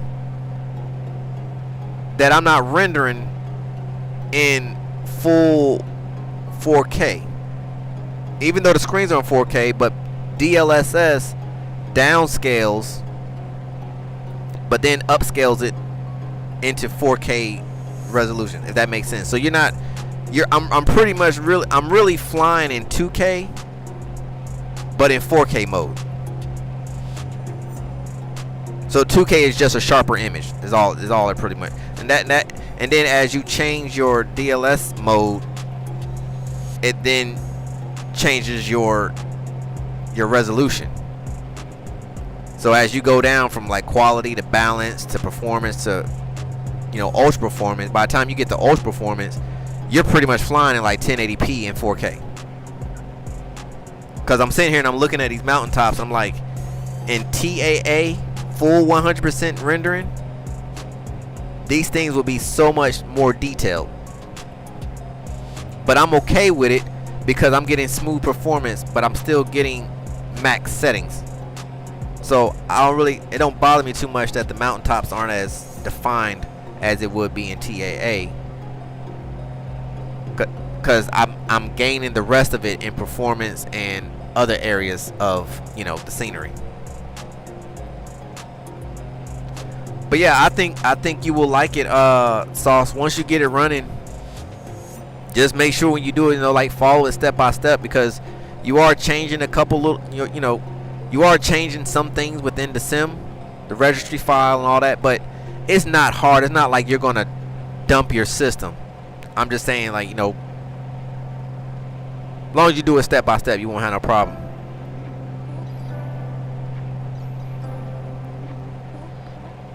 Okay, I can start getting this thing turned back into where we're going.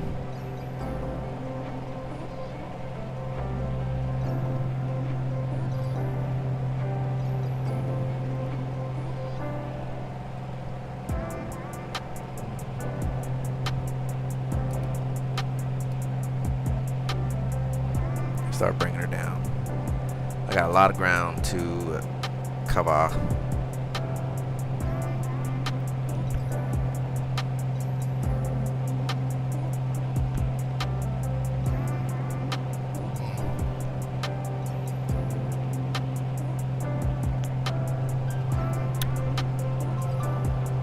Oh, you're just doing a nosedive. Oh no, well I went off course because I had to find a hole to get her out of these clouds, because you can't really. Whoa, nice one. Oh, that's pretty cool. I don't know if you saw that in the stream. You're gonna have to go back and see that. You came by buzzing. Alright, we can go back to nav. And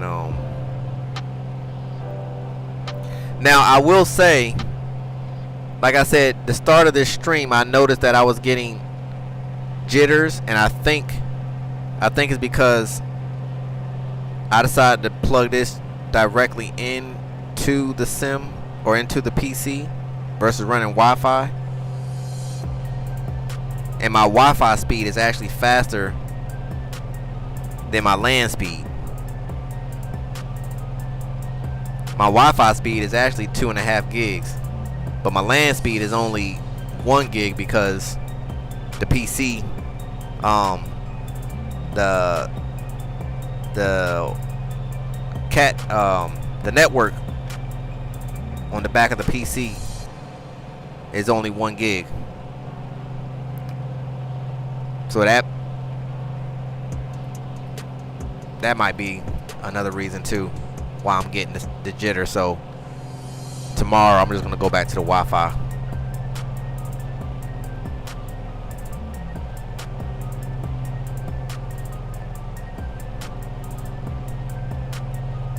Cause see, now I'm starting to see, now that I'm getting closer and closer to the ground. Now I bet you if I turn off my my GTNs, I guarantee you this mess I got going on right now is gonna go away. So I guarantee you it's that cable. Well, not the cable, but how I have it set up. Oh, I just, whoa. Oh, sauce out here putting the sauce on me right now. That's too funny.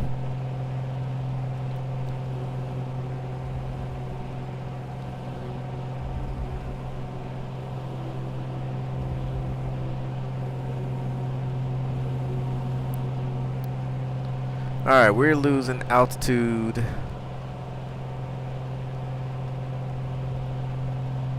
$30 miles out. By the time I get down to, I'll get it on down to 2,000. By the time I get to 2,000, oh yeah, we are having network. This is a network issue. This isn't a, yeah, that's a network issue. You know what I want to do, y'all? I just don't want another bill. But I'm almost tempted to open up another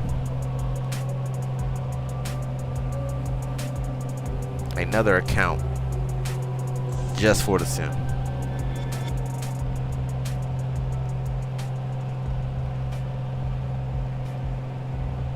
Because now I'm thinking about it, I think I'm having bandwidth issues now because it's the weekend and people are still up.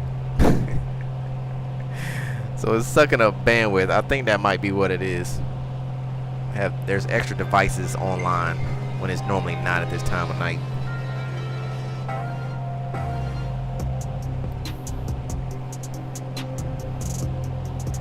Because I was just sitting here looking at my gauges, and even my gauges started stuttering. I've never seen that happen before.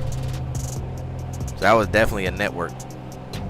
That's what I got going on.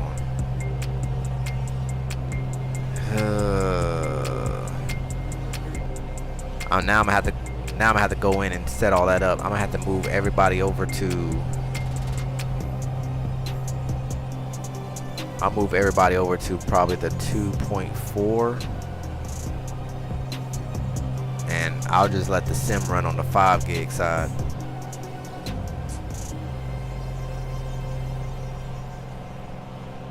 Yeah, that's weird.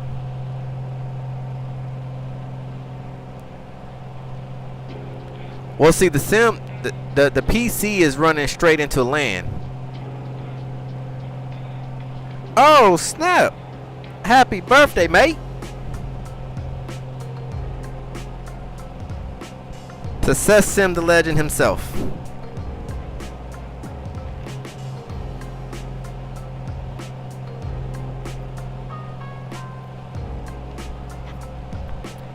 I gotta put that in my calendar, man. Happy birthday, man. That's beautiful. That's beautiful, man. That's a blessing right there.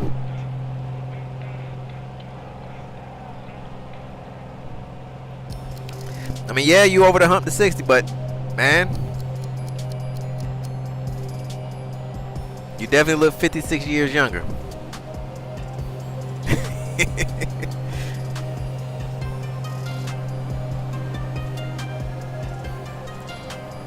Yes, sir. Hold on, let me do a proper cheers for you. Hold on, which camera should I do? We'll do this one. Yeah. Cheers.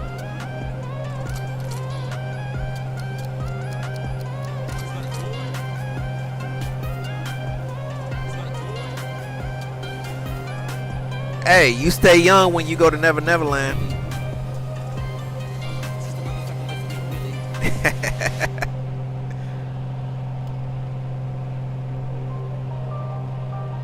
Alright, let me go ahead and call them. We are 20 miles out on this one, y'all.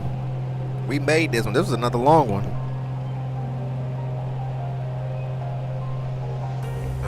Let's see here.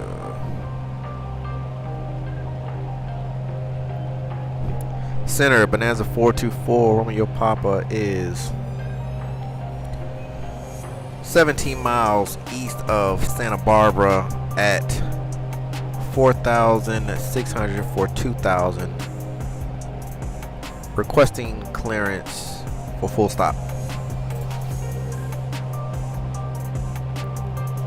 Oh, it's always fun when we get together, Sauce. Bonanza 4 Romeo Papa, contact Santa Barbara Tower for landing clearance. Switching to tower, Bonanza 4 Romeo Papa, good day. What is their tower freak? Let's see. Info comms 1182.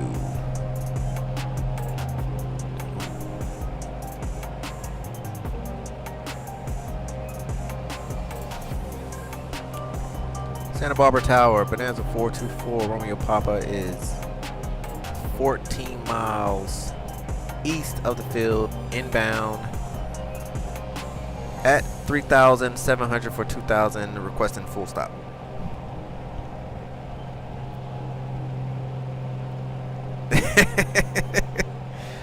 You didn't lean out. Bonanza 4 Romeo Papa, enter left downwind for runway 36, winds calm. Clear to land runway 36. Enter left downwind for runway 36, clear to land, Bonanza 424 Romeo Papa. And we got clearance, Sauce. So it's gonna be a left downwind. Alright, we are at 3,000. Full prop and mixture landing lights is coming on. We got beacon nav and strobes on. We'll go ahead and open up the cowl flaps.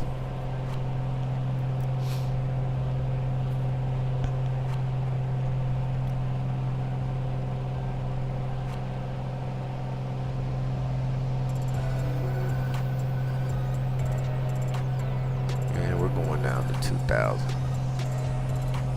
500 to go.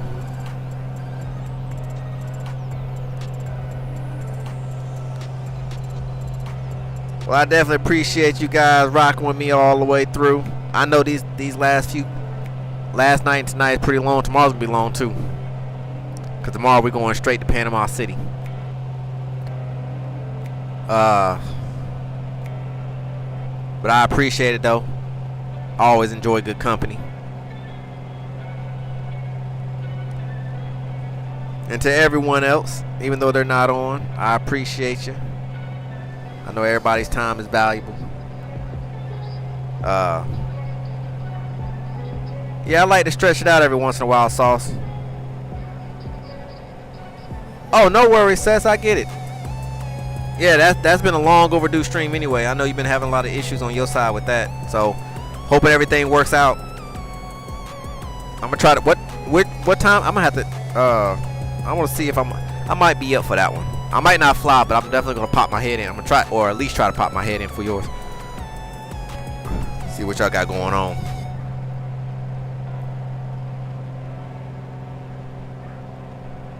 All right, we are. Santa Barbara Tower, Villa 370 Golf Alpha, has vacated the runway. Pilatus 0 Golf Alpha, roger, taxi to parking via Alpha, remain this frequency. Oh, we got a Pilatus out here. Yeah, it's definitely a network issue. Cause now I'm starting to get okay. So let me see if I'm gonna see if you can see it on the screen, Sess. So if you look at the graphics now, or you can see like the stutters starting to come in. That's a network issue. That's not a it's not a frame gen issue, but that's the difference between from earlier when it was butter smooth to this. That's what's going on. Oh snap, we coming right up on it. Oh, all right. Enter left downwind. So let me come over the field a little bit. Snuck right up on it. Yeah, so I think I'm just gonna go back to Wi-Fi on this tablet. I don't think it likes that too much, which is fine.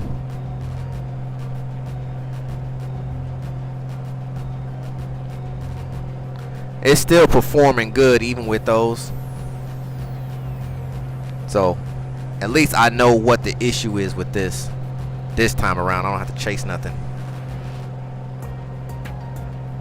I'm gonna do some Neo fly after this rank up. Oh, okay. Nice, nice.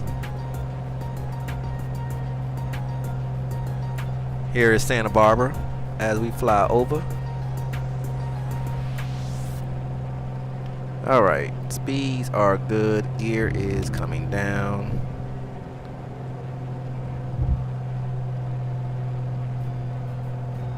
Looking for 137 for first notch of flaps. First notch flaps coming in.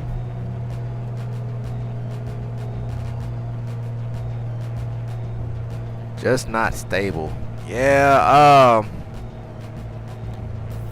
it's probably something minor. Now I know 2020 just had a couple updates over the last week.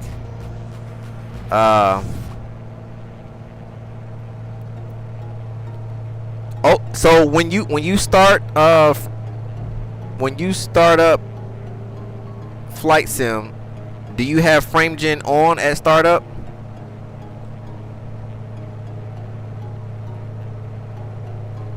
I kind of need some more space there.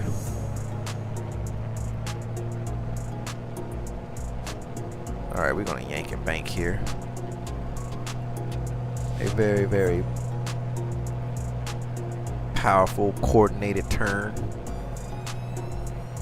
Yeah, it's a network. Yep, that's a network stutter. That's not a PC 500. though. Okay, switched off. Okay. But you have DLSS on?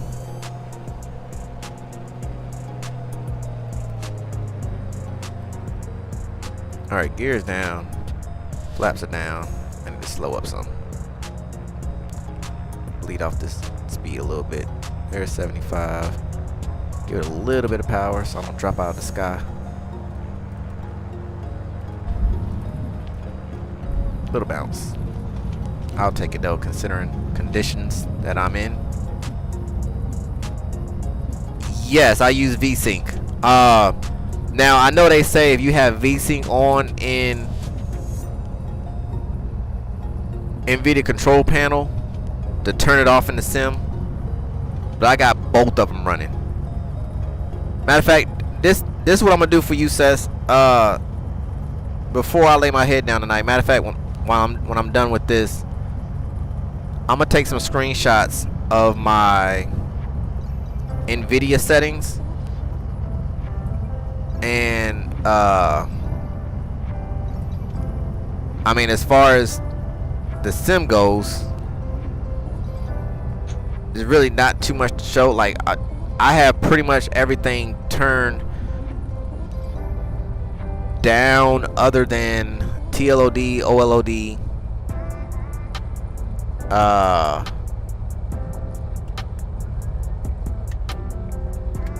and I have trees set to medium. Here, I'll Bonanza 4 Romeo Papa. Welcome to Santa Barbara. Contact ground on 121.9er. switching to 1219er. Bonanza 4 Romeo Papa. Thank you. Good day. Santa Barbara ground, Bonanza 424, Romeo Papa's cleared, runway 36. Come park up here, I guess. Bonanza 424 Romeo, Papa, Santa Barbara ground, runway 36 cleared. Taxi to parking via Alpha Bravo Charlie. Welcome to Santa Barbara. Alpha Bravo Charlie, Bonanza 4 Papa. Thank you, good day.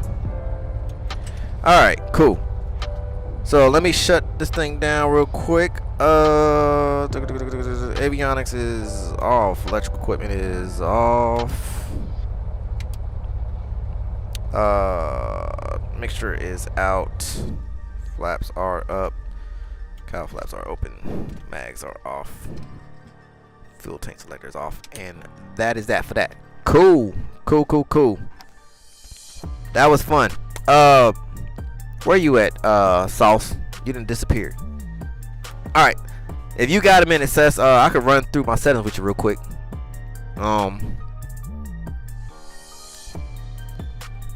Let's see here. Okay, I got you. That wasn't a bad flight, man. It was a nice stretch. Tomorrow, like I said, tomorrow's long.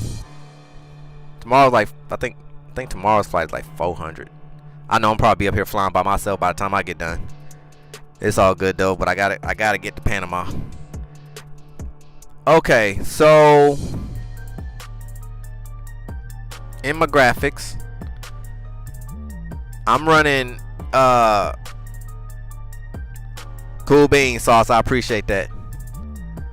I'm in full resolution at 4096 by 2160. Don't ask me why I'm running 4096. It just seems to run smoother for me than the 3840 or 3820, whatever the other 4K resolution is. I'm running the DLSS quality. Frame gen is on. I'm not using the AMD sharpening. I have VSync on.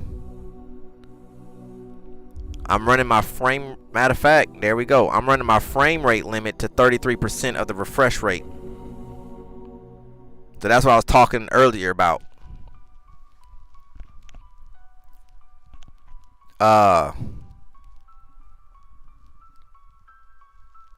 Obviously DX12 and global rendering, of course, is going to be custom. So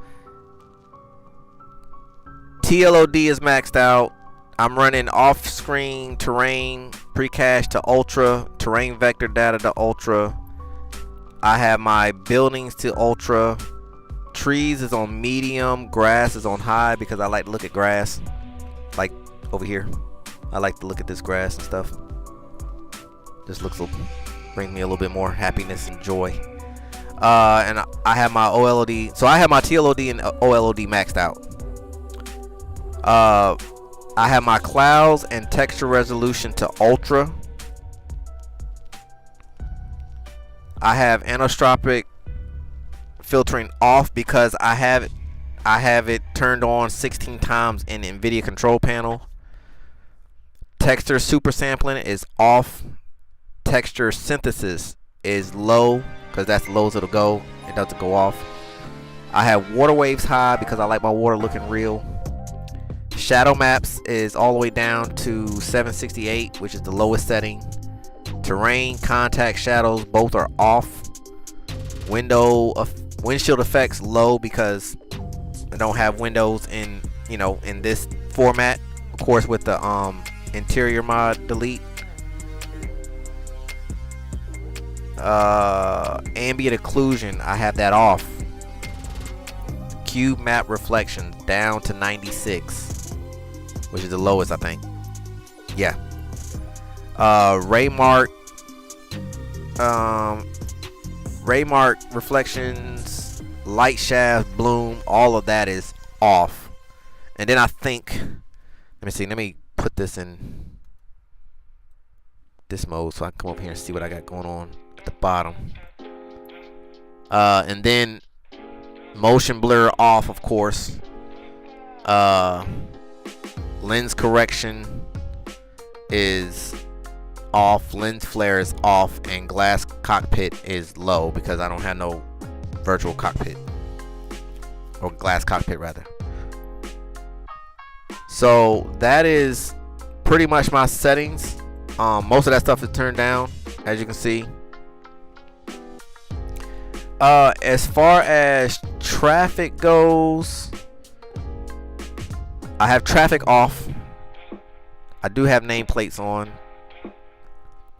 I have my airport vehicle density down to 10, worker density down to 20. I do have ground aircraft all the way up because I do like to see aircraft lurking around the airport a little bit. Boats, pretty much have the leisure boats and ships and ferries off. I got a little bit of road vehicles. I do like to see cars driving around the roads here and there. I have fauna up, but I can really turn that down because I really don't be looking for animals, but I have it up just in case I run across some birds and a bird strike or something. As far as data goes, I have obviously online functionality. I have Bing Data World Map, World Graphics on. I have photogrammetry turned off. And then, you know, real world traffic, live weather, multiplayer, all that is turned on. But let me see if I turn the screen on. Hit that. Hold on. I don't know if that's gonna work. Okay. So I don't, because I use map enhancement. I should have did this the first time.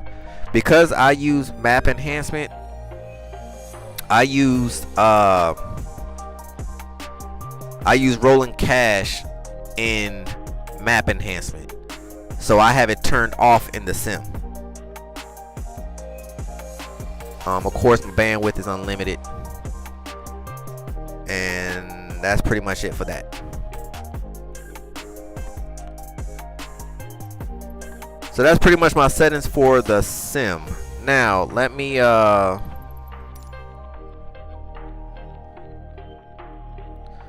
pull up NVIDIA control panel real quick, and I'll show you these settings.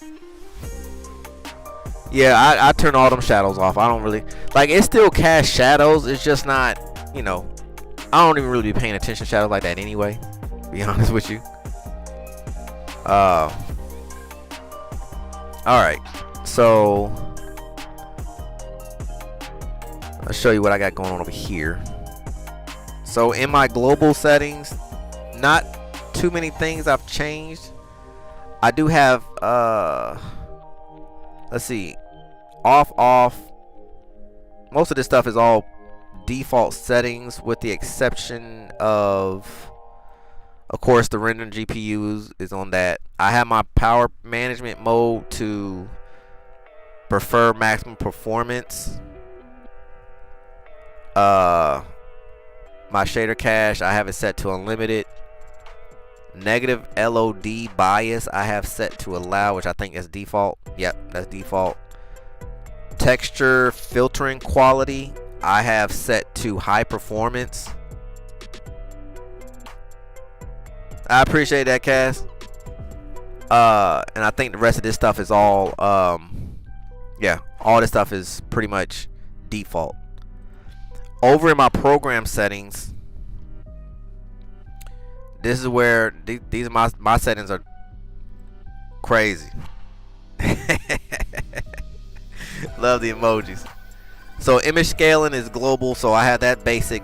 And this is what I was talking about from the sim. So I have it off in the sim, but I got the anisotropic filtering set to 16 times in NVIDIA control panel. And then everything is default. I have background application max frame rate to off. I have my low latency mode to ultra. I do have my max frame rate set to 60 in here.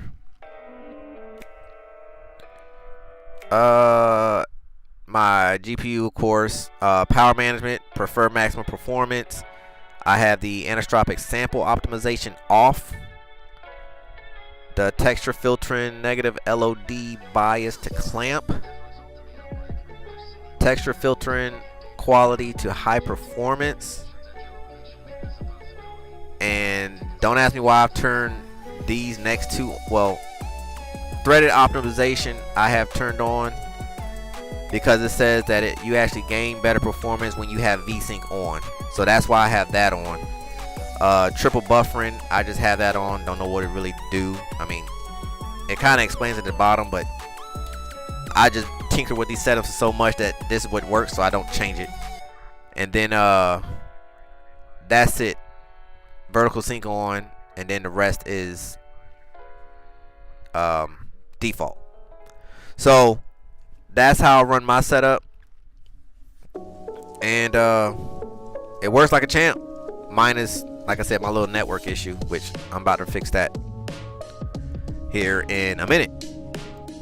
So yeah, I would say try those out and see what kind of performance you gain with that. And like I said, I mean, of course, you know, every setup is different, so you might have to tweak a couple things on your side, and you'll know when you're getting close, because things will just start working better. But if you want to try my settings out just to see how your sim performs with it, try it out, let me know how it goes. But yeah, I would definitely test out that refresh rate there and drop it down to 33%. You're welcome, Sess. And once again, man, I enjoyed you guys as always. Y'all know how I do. I'm about to get off this thing, go find me a snack.